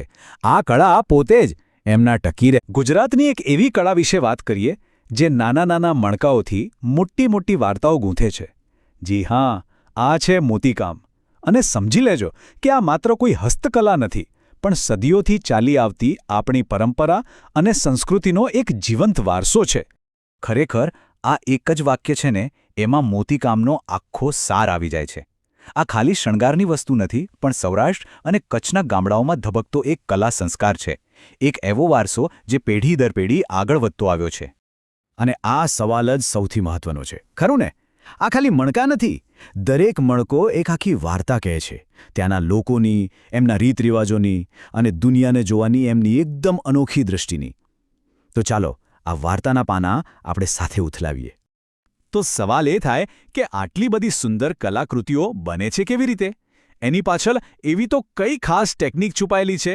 ચાલો એની બનાવટની જે પ્રક્રિયા છે ને, એને જરા નજીકથી જોઈએ. જુઓ, મોતીકામ કરવાની મુખ્યત્વે 2 રીત છે, અને બંને બહુ જ રસપ્રદ છે. એક રીતમાં કેવું હોય કે સફેદ કાપડ પર રંગબેરંગી મોતી ટાંકીને ડિઝાઇન બનાવાય છે, પણ બીજી રીત તો ખરેખર કમાલની છે. એમાં કાપડનો ઉપયોગ જ નથી થતો. કારીગરો માત્ર સોય દોરાથી મણકાઓને એવી રીતે ગૂંથે છે કે આખી વસ્તુ, ધારો કે ઈંઢોણી કે તોરણ, તૈયાર થઈ જાય છે. કારીગરની સામગ્રી જુઓ તો ખરી. આધાર માટે મોટેભાગે સફેદ કાપડ, જેથી દરેક રંગ એકદમ ઉઠીને દેખાય. અને સૌથી ખાસ વાત, અહીં રંગોની ભરમાર નથી હોતી. કારીગરો ખાલી 2 કે 3 રંગોનો જ એટલી કુશળતાથી ઉપયોગ કરે છે ને કે આખી ડિઝાઇન જાણે જીવંત થઈ જાય. આને જ તો કહેવાય ઓછામાં વધુની કળા. તો પછી આ મણકાઓમાંથી બને છે શું? પ્રેરણા તો આસપાસની દુનિયામાંથી જ મળે છે. મોર, પોપટ, હાથી જેવા પશુપક્ષીઓ, લગ્નની જાન જેવી માનવ આકૃતિઓ અને ચોક જેવી પરંપરાગત ભૌમિતિક ડિઝાઇન. દરેક ભાત જાણે કે સંસ્કૃતિની એક અલગ જ છાપ છોડી જાય છે. કોઈ પણ કળા એના કારીગર અને એના સમુદાય વગર અધૂરી છે, ખરું ને? તો ચાલો હવે મળીએ એ લોકોને અને જાણીએ એ જગ્યાઓને જ્યાં આ કળા આજે પણ ધબકી રહી છે. ગુજરાતમાં મોતીકામ મુખ્યત્વે 3 વિસ્તારોમાં ખીલ્યું છે: સૌરાષ્ટ્ર, કચ્છ અને ખંભાત. સૌરાષ્ટ્ર અને કચ્છમાં તો કાઠી અને કણબી સમુદાયો આ કળાના ઉસ્તાદ ગણાય છે, તો બીજી બાજુ ખંભાતની આસપાસના જે આદિવાસી સમુદાયો છે એમનું મોતીકામ પણ પોતાની એક આગવી ઓળખ ધરાવે છે. પણ એક વાત સમજવા જેવી છે. મોતીકામ ખાલી દિવાલ પર ટાંગવાની કોઈ કલાકૃતિ નથી. એના મૂળ તો ગુજરાતની સંસ્કૃતિ અને સામાજિક રિવાજોમાં એટલા ઊંડા છે કે એના વગર ઘણા પ્રસંગો સાવ અધૂરા લાગે. અને આ રિવાજોમાં જે સૌથી ખાસ છે એ છે જીયાણું. આ એક એવી પરંપરા છે જેણે મોતીકામની કળાના જીવંત રાખી છે. જ્યારે દીકરી સાસરે વિદાય થાય ત્યારે પિયર તરફથી એને જે ભેટો અપાય છે એમાં મોતીકામથી બનેલા તોરણ, ઈંઢોણી અને બીજી ઘણી વસ્તુઓનું એક આગવું સ્થાન હોય છે. આ માત્ર ભેટ નથી, પણ દીકરી માટે પિયરની યાદ અને આશીર્વાદનું પ્રતીક છે. અને જુઓ, આ કળા જીવનના દરેક પાસામાં કેવી વણાયેલી છે. ઘરના દરવાજે સ્વાગત કરતું તોરણ હોય, પૂજા માટેની કંકાવટી હોય, પાણી ભરવા જતી સ્ત્રીના માથે ઈંડોણી હોય કે પછી ખેતરમાં જતા બળદનો શણગાર હોય, મોતીકામ દરેક જગ્યાએ પોતાની આગવી છાપ છોડે જ છે. તો આ બધી વાતો પરથી એક વાત તો સાવ સ્પષ્ટ થઈ જાય છે: મોતીકામ એ માત્ર એક કળા નથી, પણ એક જીવંત અને ધબકતો સાંસ્કૃતિક વારસો છે જે સીધો જ ગુજરાતની ઓળખ સાથે જોડાયેલો છે. તો ચાલો આ આખી વાતને આપણે બસ 3 મુદ્દામાં યાદ રાખી લઈએ. પહેલું, કળા એટલે કે એની અનોખી ટેકનિક અને સુંદર ડિઝાઇન. બીજું, સ્થળ, સૌરાષ્ટ્ર, કચ્છ અને ખંભાતના એ સમુદાયો જે આ કળાના વાહક છે. અને ત્રીજું, પરંપરા એટલે કે જીયાણું જેવા રિવાજો જે આ કળાને પેઢી દર પેઢી જીવંત રાખે છે. એટલે સાચા અર્થમાં કહીએ તો મોતીકામે માત્ર મણકા પરોવાની ક્રિયા નથી, પણ એ તો લાગણીઓ. ગુજરાતમાં એક એવી હસ્તકળા છે જે દેખાવમાં તો સુંદર છે જ, પણ એને બનાવવી એટલી જ અઘરી છે. અને રસપ્રદ વાત એ છે કે આને માત્ર કળા નહીં, ગણિત પણ કહી શકાય. તો ચાલો આજે આ કેનવાસ અને નાકાભરતની અનોખી દુનિયામાં એક ડોકિયું કરીએ. આ કળા વિશે છે ને કોઈ લાંબી ચોડી વાતો કરવાની જરૂર જ નથી. જાણકારો તો સીધું જ કહી દે છે કે આ સૌથી મુશ્કેલ ભરતકામમાંથી એક છે. બસ આટલું સાંગળીને જ મનમાં સવાલ થાય કે ભાઈ આમાં એવું તે શું ખાસ છે? તો સવાલ એ જ છે કે આટલી બધી ભરતકામની રીતો છે, તો પછી આ નાકાભરત જ કેમ આટલું પડકારજનક ગણાય છે? એનું રહસ્ય છે ને એની ડિઝાઇનમાં નથી. ના, એનું રહસ્ય તો એને બનાવવાની રીતમાં જ છુપાયેલું છે. તો ચાલો એ રહસ્યને જરા નજીકથી જોઈએ, જે આખી કળાનો પાયો છે. એક એવી ટેકનિક જે કલાકાર પાસેથી જરા પણ ભૂલની અપેક્ષા નથી રાખતી. અને આ બધું જ છુપાયેલું છે દોરાના તાણાવાણામાં. આખી ટેકનિકનો મુખ્ય આધાર છે તાગ ગણીને ભરતકામ. હવે આનો સીધો મતલબ એ થાય કે અહીંયા અંદાજે કશું જ નથી ચાલતું. કલાકારને કાપડના એક એક ઊભા અને આડા દોરા ગણવા પડે છે. દરેક ટાંકો એક ચોક્કસ ગણતરી પછી જ લેવાય. એટલે જ મેં શરૂઆતમાં કહ્યું ને કે આ કળા કરતાં ગણિત વધારે લાગે છે. અને બસ આ જ વાત આ કામને એટલું બધું અઘરું બનાવે છે. અહીં ભૂલને કોઈ જગ્યા જ નથી. જરા વિચારો, જો ગણતરીમાં ફક્ત એક દોરો, માત્ર એક જ દોરો આઘો પાછો થઈ જાય તો આખી ભૌમિતિક ડિઝાઇન બગડી જાય. આ તો કલાકારની ધીરજ અને એકાગ્રતાની અસલી પરીક્ષા છે. તો સવાલ એ છે કે આટલી બધી મહેનતનું પરિણામ શું? પરિણામ છે એકદમ પરફેક્ટ, ભૂલ વગરની ભૌમિતિક ડિઝાઇન. અને આ જ અદ્ભુત ચોકસાઈ છે જે નાકાભરતની ખાસ ઓળખ બની ગઈ છે. ચાલો હવે આગળ વધીને એ જોઈએ કે આ ચોકસાઈભરી ટેકનિકમાંથી કેવી અદ્ભુત ડિઝાઇન્સ બને છે. અને હા, આ ખાલી ડિઝાઇન્સ નથી, આ તો જાણે નાકાભરતની પોતાની એક ભાષા છે. અને આ ટેકનિકમાંથી જ નાકાભરતની પોતાની એક વોકેબ્યુલરી એટલે કે શબ્દાવલી બની છે. જેમ કે કિનારી પર જે ત્રિકોણ જેવી ધારદાર ડિઝાઇન હોય એને કહેવાય કાંગરી. પછી જે ગોળાકાર દેખાય છે એ છે લાડવા, અને ચોરસ જેવી રચનાઓને ચટકુંડા તરીકે ઓળખવામાં આવે છે. આ દરેક નામ અને ડિઝાઇન એ વાતનો પુરાવો છે કે ગણિત અને સુંદરતા એકબીજા સાથે કેટલા જોડાયેલા હોઈ શકે છે. અત્યાર સુધી આપણે ટેકનિક અને ડિઝાઇનની જટિલતા વિશે તો વાત કરી, પણ હવે એ સવાલ થાય કે આટલી બધી ધીરજવાળું કામ કોણ કરતું હશે? તો ચાલો હવે એ કલાકારોને અને એમના જીવનને થોડું સમજીએ.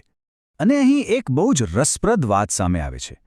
આ કળા છે ને કોઈ એક ખાસ કારીગર જ્ઞાતિ નથી કરતી. ના, આ તો મુખ્યત્વે ખેડૂત સમુદાયની સ્ત્રીઓ કરતી હતી. મતલબ કે આ કળા કોઈ જાતિ કે સમાજમાં બંધાયેલી નહોતી, પણ સીધી જ ખેતર અને ગામડાના જીવન સાથે જોડાયેલી હતી. અને હવે આવે છે સૌથી અગત્યની વાત. આ ભરતકામ કોઈને વેચવા માટે કે એમાંથી પૈસા કમાવા માટે નહોતું થતું. બિલકુલ નહીં. આ તો ખેતીના કામમાંથી જ્યારે થોડો સમય મળે એ નવરાશની પળોનો એક શોખ હતો. આખો દિવસ ખેતરમાં મહેનત કર્યા પછી શાંતિની પળોમાં આ અઘરી કળા બનતી હતી. અને આ જ વાત આ કળાને વધુ ખાસ અને પ્રભાવશાળી બનાવી દે છે. વિચારો, એક એવી કળા જેમાં જબરદસ્ત ચોકસાઈ અને ધ્યાન જોઈએ, એ કોઈ વ્યવસાય માટે નહીં પણ આરામની પળોમાં બની રહી હતી. આ તો માનવ સર્જનાત્મકતાનું કેટલું સુંદર ઉદાહરણ છે, ખરું ને? નમસ્કાર. આજે આપણે કચ્છની અદ્ભુત દુનિયામાં જઈશું, જ્યાં દોરા અને સોયથી ભૂમિતિ રચાય છે.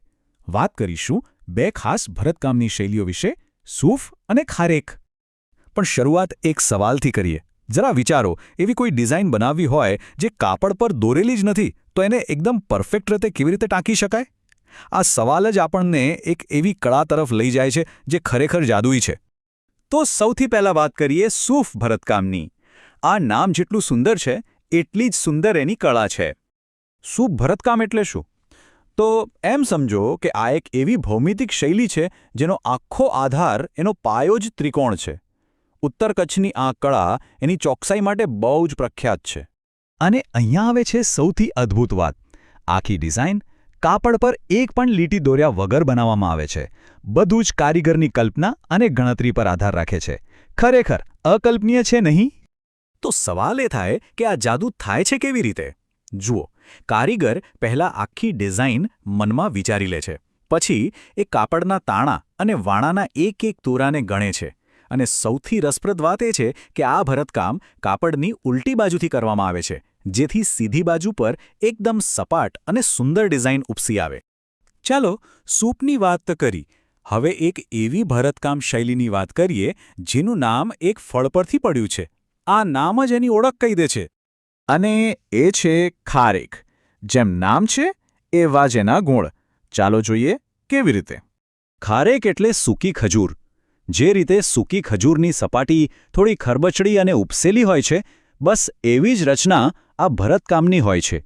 એને અડવાથી જ એનો અહેસાસ થાય છે, એટલે જ એનું નામ પડ્યું ખારેક.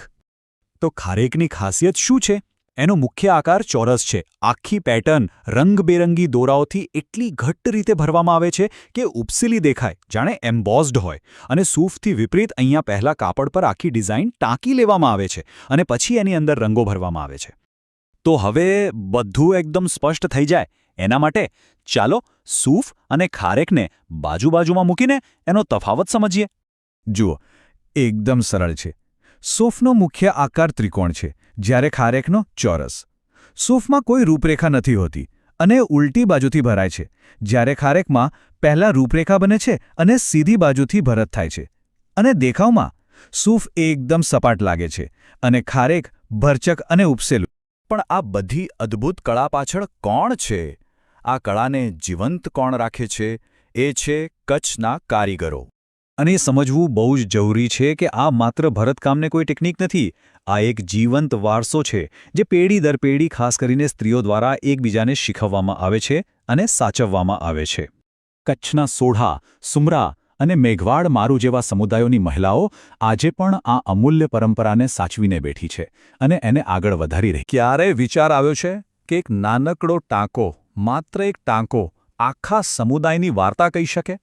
કાપડ પર દોરાની દરેક ગૂંથણી, દરેક ભાત, ખબર છે, પોતાની અંદર સદીઓનો ઇતિહાસ અને ઓળખ છુપાવીને બેઠી હોય છે.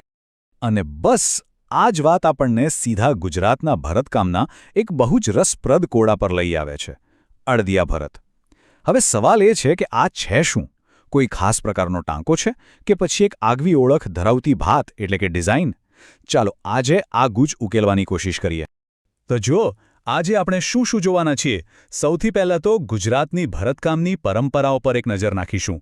પછી આપણે અળદિયાના રહસ્યને ઉકેલીશું અને એની સાથે જોડાયેલી સમુદાયની ઓળખને સમજીશું. ત્યાર પછી વાત કરીશું સાંકળીની, જે એકદમ પાયાનો ટાંકો છે. અને એ પણ જોઈશું કે આ બધી પરંપરાઓને કયો દોરો જોડે છે. અને છેલ્લે આખી વાતનો સારાંશ લઈશું. આપણે જ્યારે ગુજરાતની વાત કરીએ ને, ત્યારે એની ભૂમિ, કાપડકળા અને ભરતકામથી ખરેખર છલોછલ છે. અહીં તો દરેક સમુદાયની પોતાની એક અલગ જ શૈલી છે. એવું લાગે જાણે દરેક દોરો એક વાર્તા કહી રહ્યો છે અને દરેક ભાત એક પરંપરાને જીવંત રાખી રહી છે. એટલે કે આ ખાલી શણગાર નથી, આ તો આપણી સંસ્કૃતિનું જીવતું જાગતું સ્વરૂપ છે. સારું, તો ચાલો આપણી તપાસ શરૂ કરીએ. આજનો કેસ છે અડદિયા ભરત. હવે આ રહસ્યને ઉકેલવું હોય તો સૌથી પહેલાં આપણે અમુક મૂળભૂત શબ્દોને સમજવા પડશે. આ શબ્દો આપણી તપાસમાં ચાવીરૂપ સાબિત થવાના છે. ભરતકામની દુનિયામાં જો કોઈ સૌથી પાયાની વસ્તુ હોય ને તો એ છે ટાંકો. બસ એક ટાંકો. આ એક જ ટાંકાથી લાખો ભાત બને છે. એમ સમજો કે ભરતકામનો બિલ્ડિંગ બ્લોક છે, એક મૂળભૂત એકમ. કોઈ પણ જટિલમાં જટિલ ડિઝાઇન જુઓ, એ આવા હજારો ટાંકાઓથી જ બનેલી હોય છે. અને જ્યારે આવા ઘણા બધા ટાંકા ભેગા મળીને કોઈ આકાર કે પછી કોઈ ડિઝાઇન બનાવે ત્યારે એને કહેવાય છે ભાત. સાવ સીધી વાત છે. ટાંકો એ ક્રિયા છે અને ભાત એનું પરિણામ. અને બસ આ જ બે શબ્દો, ટાંકો અને ભાત, આપણા અડદિયાના કોયડાના કેન્દ્રમાં છે. તો આપણને પહેલો પુરાવો મળે છે. જો મહાજન ભરત, જેને હીર ભરત પણ કહે છે, એ એક ઉચ્ચ કક્ષાની શહેરી શૈલી છે. એમાં અડદિયા ફાટિયા નામના એક ખાસ ટાંકાનો ઉલ્લેખ મળે છે. આ ભરતકામ કોણ કરતું? તો કે શ્રીમંત વેપારી વર્ગની સ્ત્રીઓ, અને એ પણ રેશમી કાપડ પર. મતલબ કે એ એમના વૈભવનું પ્રતીક હતું. તો આના પરથી શું લાગે છે? સ્પષ્ટ છે કે અડદિયા એક ટાંકાનું નામ છે. પણ વાર્તા અહીં પૂરી નથી થતી. જેવી આપણે આપણી તપાસ આગળ વધારીએ કે તરત જ એકદમ ઊંધી વાત સામે આવે છે. એવા પુરાવા મળે છે જે કહે છે કે ભાઈ, અડદિયા કોઈ ટાંકો નથી, પણ એક ભાત છે, એક આખી ડિઝાઇન છે. આપણો બીજો પુરાવો આપણને લઈ જાય છે પલેવાળ બ્રાહ્મણ સમુદાય પાસે. હવે આ સમુદાયમાં સ્ત્રીઓના ચણિયા પર અડદિયા નામની એક ખાસ ભૌમિતિક પાથ એટલે કે પેટર્ન ખૂબ જ લોકપ્રિય છે. એટલું જ નહીં, કેનવસ ભરતમાં પણ આ જ ભાત જોવા મળે છે. તો અહીં અડદિયા કોઈ ટાંકાનું નામ નથી, પણ એક આખી ડિઝાઇનની ઓળખ છે. હવે શું કરવું? તો સાચું શું, ટાંકો કે ભાત? વેલ, આનો ઉકેલ એ છે કે બંને સાચા છે. અડિયા ફાંટિયા એક એવો ખાસ ટાંકો છે જેનો ઉપયોગ કરીને એક ચોક્કસ ભૌમિતિક ભાત બનાવવામાં આવે છે, અને એ ભાત અડિયા ભાત તરીકે ઓળખાય છે. મતલબ કે અહીં ટાંકો અને ભાત એકબીજા સાથે એટલા બધા જોડાઈ ગયા છે કે બંને એકબીજાની ઓળખ બની ગયા છે. Problem solve. તો આ હતી અડિયાની ખાસ વાત. પણ હવે આ વિશિષ્ટ વાર્તા પરથી આપણે એક એવા ટાંકા તરફ જઈએ જે કોઈ એક સમુદાય કે શૈલી પૂરતો સીમિત નથી, પણ લગભગ દરેક પરંપરાનો પાયો છે. અને એ છે સાંકડી. હવે આ કોઈ રહસ્ય નથી, આ તો એક ખુલ્લું પુસ્તક છે. સાંકડી એટલે કે જેને આપણે ચેઇન સ્ટિચ તરીકે ઓળખીએ છીએ, એ ગુજરાત અને દુનિયાભરના ભરતકામમાં વપરાતો એકદમ મૂળભૂત અને બહુ જ વ્યાપક ટાંકો છે. સાંકડી ભરત એટલે શું? બસ સોય અને દોરાથી કાપડ પર એક સાંકળ જેવી રચના બનાવવી. દેખાવમાં ભલે એકદમ સરળ લાગે, પણ આ એટલો બધો ઉપયોગી ટાંકો છે ને કે એનો ઉપયોગ અલગ અલગ રીતે અગણિત ભરતકામ શૈલીઓમાં થાય છે. અને હા, અહીં એક મજાની વાત કહું. સાંકડી શબ્દ ખાલી ભરતકામ માટે જ નથી વપરાતો. સાંકળા અને સાંકળિયું એ પગમાં પહેરવાના પરંપરાગત ઘરેણાના નામ પણ છે. આના પરથી ખબર પડે કે આપણી ભાષા અને કળા કેવી રીતે એકબીજા સાથે વણાયેલી છે. છે ને રસપ્રદ? તો ચાલો હવે એ જોઈએ કે આ એક જ સાવ સાધારણ લાગતો ટાંકો કેવી રીતે અલગ અલગ સમુદાયોએ અપનાવ્યો છે, જુદા જુદા હેતુ માટે વાપર્યો છે, અને એને કેવી રીતે એક નવી જ ઓળખ આપી દીધી છે. જુઓ, એક જ સાંકડી ટાંકાના કેટલા બધા અલગ અલગ રૂપ છે. પાકા ભરતમાં એને ચીરેલી સાંકડી કહેવાય છે, એટલે કે સ્પ્લિટ ચેઇન સ્ટિચ, અને એનો ઉપયોગ મોટેભાગે આઉટલાઇન માટે થાય છે. પછી રબારી ભરતમાં જુઓ, ત્યાં આભલાને મજબૂત રીતે જડવા માટે સાંકડી સિલાઈનો ગોળાકાર ઉપયોગ થાય છે. એના વગર તો ચાલે જ નહીં. મહાજન ભરતમાં તો એ ડિઝાઇનનો મુખ્ય ભાગ જ છે. અને જત કે મુતવા ભરતમાં તો કમાલ જ છે. સાંકડીની ગાજના ટાંકા વડે એટલા ઝીણા ટાંકા લેવાય છે કે એવું લાગે જાણે ટપકીઓથી કોઈ ચિત્ર દોર્યું હોય. વિચાર તો કરો, એક જ ટાંકો, પણ કેટલા બધા રૂપો અને કેટલા બધા ઉપયોગ. સારું, તો આ બધી વાત પરથી આપણે શું શીખ્યા? અડદિયા અને સાંકડી આ બંને પરંપરાઓમાંથી શું તારણ નીકળે છે? ચાલો આખા વિશ્લેષણનો સારાંશ જોઈએ અને સમજીએ કે આ બંનેની વાર્તાઓ આપણને શું કહી રહી છે. તો આખી વાતનો સાર આ છે. એક બાજુ છે અડદિયા, એ વિશિષ્ટ છે અમુક જગ્યાએ જોવા મળે છે અને એક સમુદાયની સાંસ્કૃતિક ઓળખ છે. એની વાર્તા એક ચોક્કસ સમુદાય સાથે જોડાયેલી છે. અને બીજી બાજુ છે સાંકડી. એ સાર્વત્રિક છે, એકદમ પાયાની છે. એ એક એવી ભાષા જેવી છે જે ગુજરાતના અનેક સમુદાયોને એક જ દોર. નમસ્કાર. ચાલો આજે વાત કરીએ હીર ભરતની. હવે આ નામ સાંભળીએ ને એટલે મનમાં તરત જ સુંદર ભરતકામની તસવીર આવે, બરાબર ને? પણ શું ખબર છે કે આ એક જ નામ પાછળ બે તદ્દન અલગ દુનિયા છુપાયેલી છે? એક વૈભવી અને બીજી એકદમ લોકજીવન સાથે જોડાયેલી. ચાલો સાથે મળીને આ રસપ્રદ ગૂંચ ઉકેલીએ. તો જુઓ, આખી ગૂંચવણ અહીં જ શરૂ થાય છે.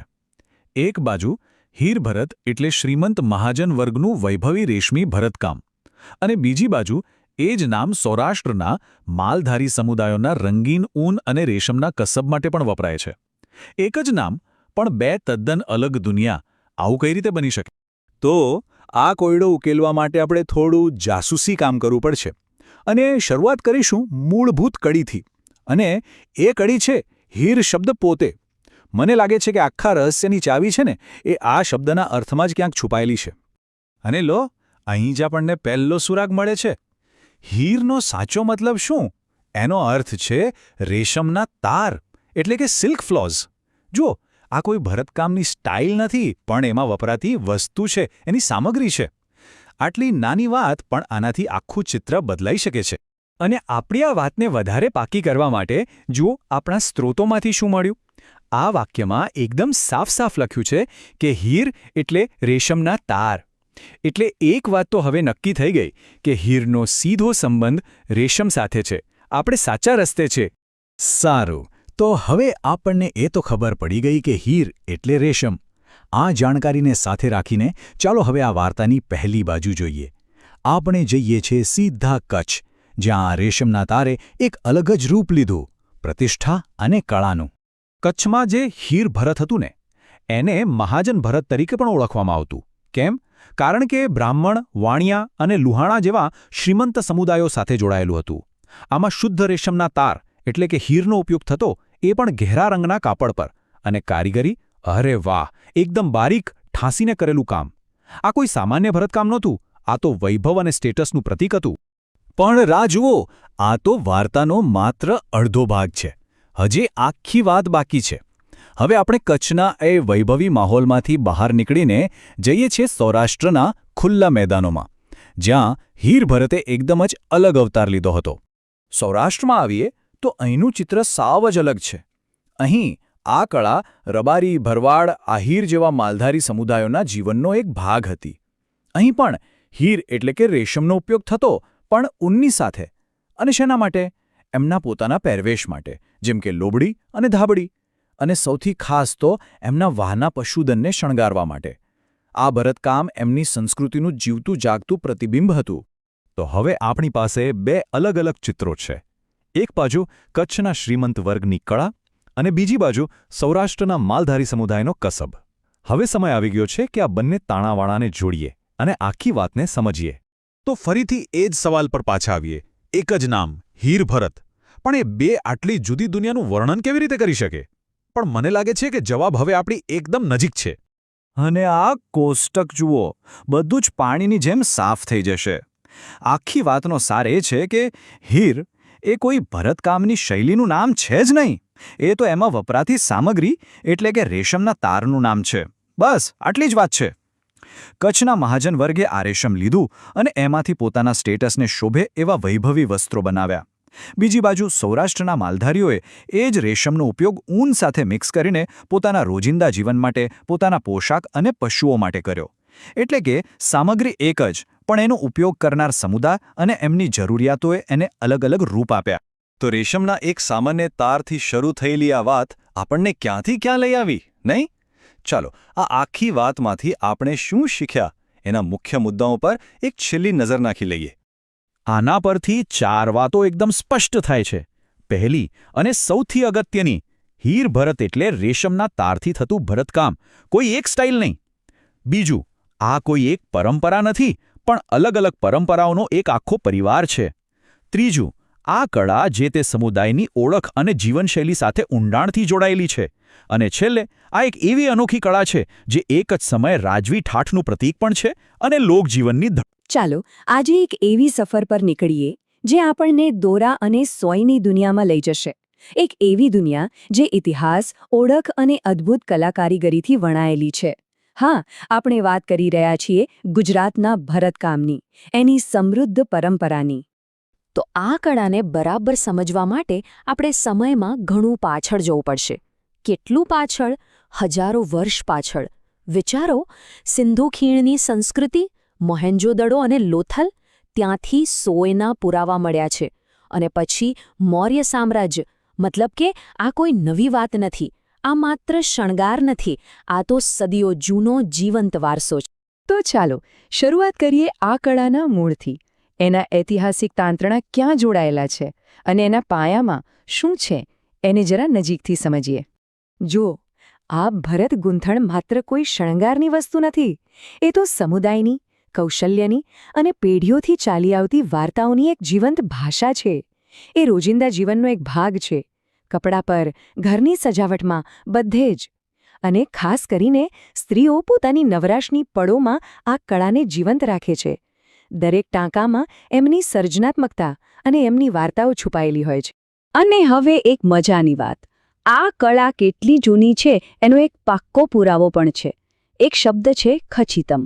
આ શબ્દ મૌર્ય કાળનો છે અને એનો અર્થ થાય છે સોયકામ. અને આનો ઉલ્લેખ ક્યાં છે ખબર છે? કૌટિલ્યના અર્થશાસ્ત્રમાં. આનો મતલબ એ થયો કે એ જમાનામાં પણ આ કળાને કેટલી બધી માન્યતા હતી, શાહી દરબારથી લઈને વિદ્વાનો સુધી.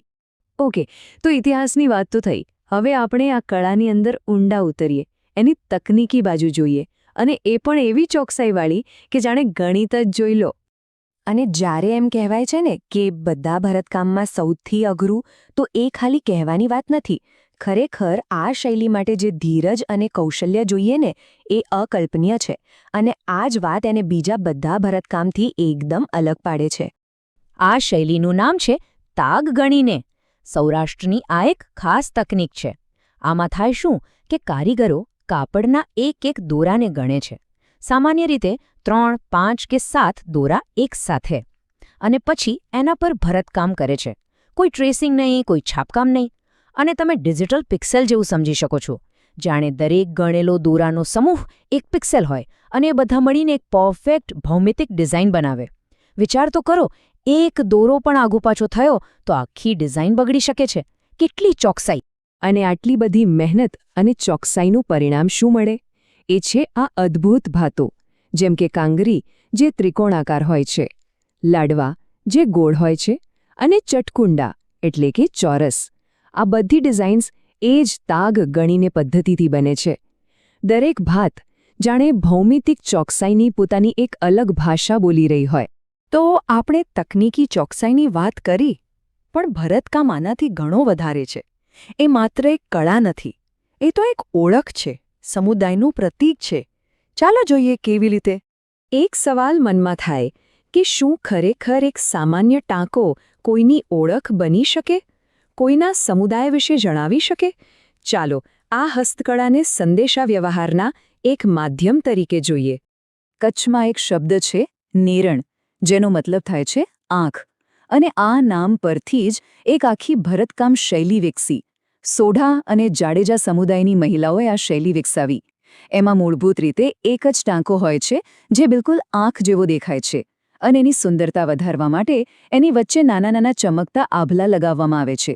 કેટલું સુંદર છે નહીં? જે નામ એવું જ કામ. તો આનો મતલબ એ થયો કે કચ્છમાં તમે ખાલી કોઈના કપડા પરનું ભરતકામ જુઓ અને તમે કહી શકો કે એ કયા સમુદાયના છે. જેમ કે કણબી સમુદાયની ડોડવડી અને વિઝલવેલ જેવી ભાતો હોય. બંને વિસ્તારના લોકોની બુટીદાર કે મોટા બુટ્ટાવાળી ડિઝાઇન હોય. અને સોઢા જાડેજાની તો આપણે વાત કરી જ, નેરણ એટલે કે આંખવાળી ડિઝાઇન. મતલબ કે કાપડ પરનો દરેક ટાંકો, દરેક ભાત એ એક ઓળખપત્ર જેવું હતું. ચાલો હવે વાત કરીએ ભરતકામના સૌથી ભવ્ય, સૌથી શાહી સ્વરૂપની. એક એવી કળા જે સીધી રાજમહારાજાઓ અને એમની સંપત્તિ સાથે જોડાયેલી હતી. આ કળાનું નામ છે કિનખાબ. આ નામ ફારસી શબ્દ કમખ્વાબ પરથી આવ્યું છે, જેનો મતલબ થાય છે ઓછું સ્વપ્ન. હવે આ નામ પાછળ એક મસ્ત વાર્તા છે.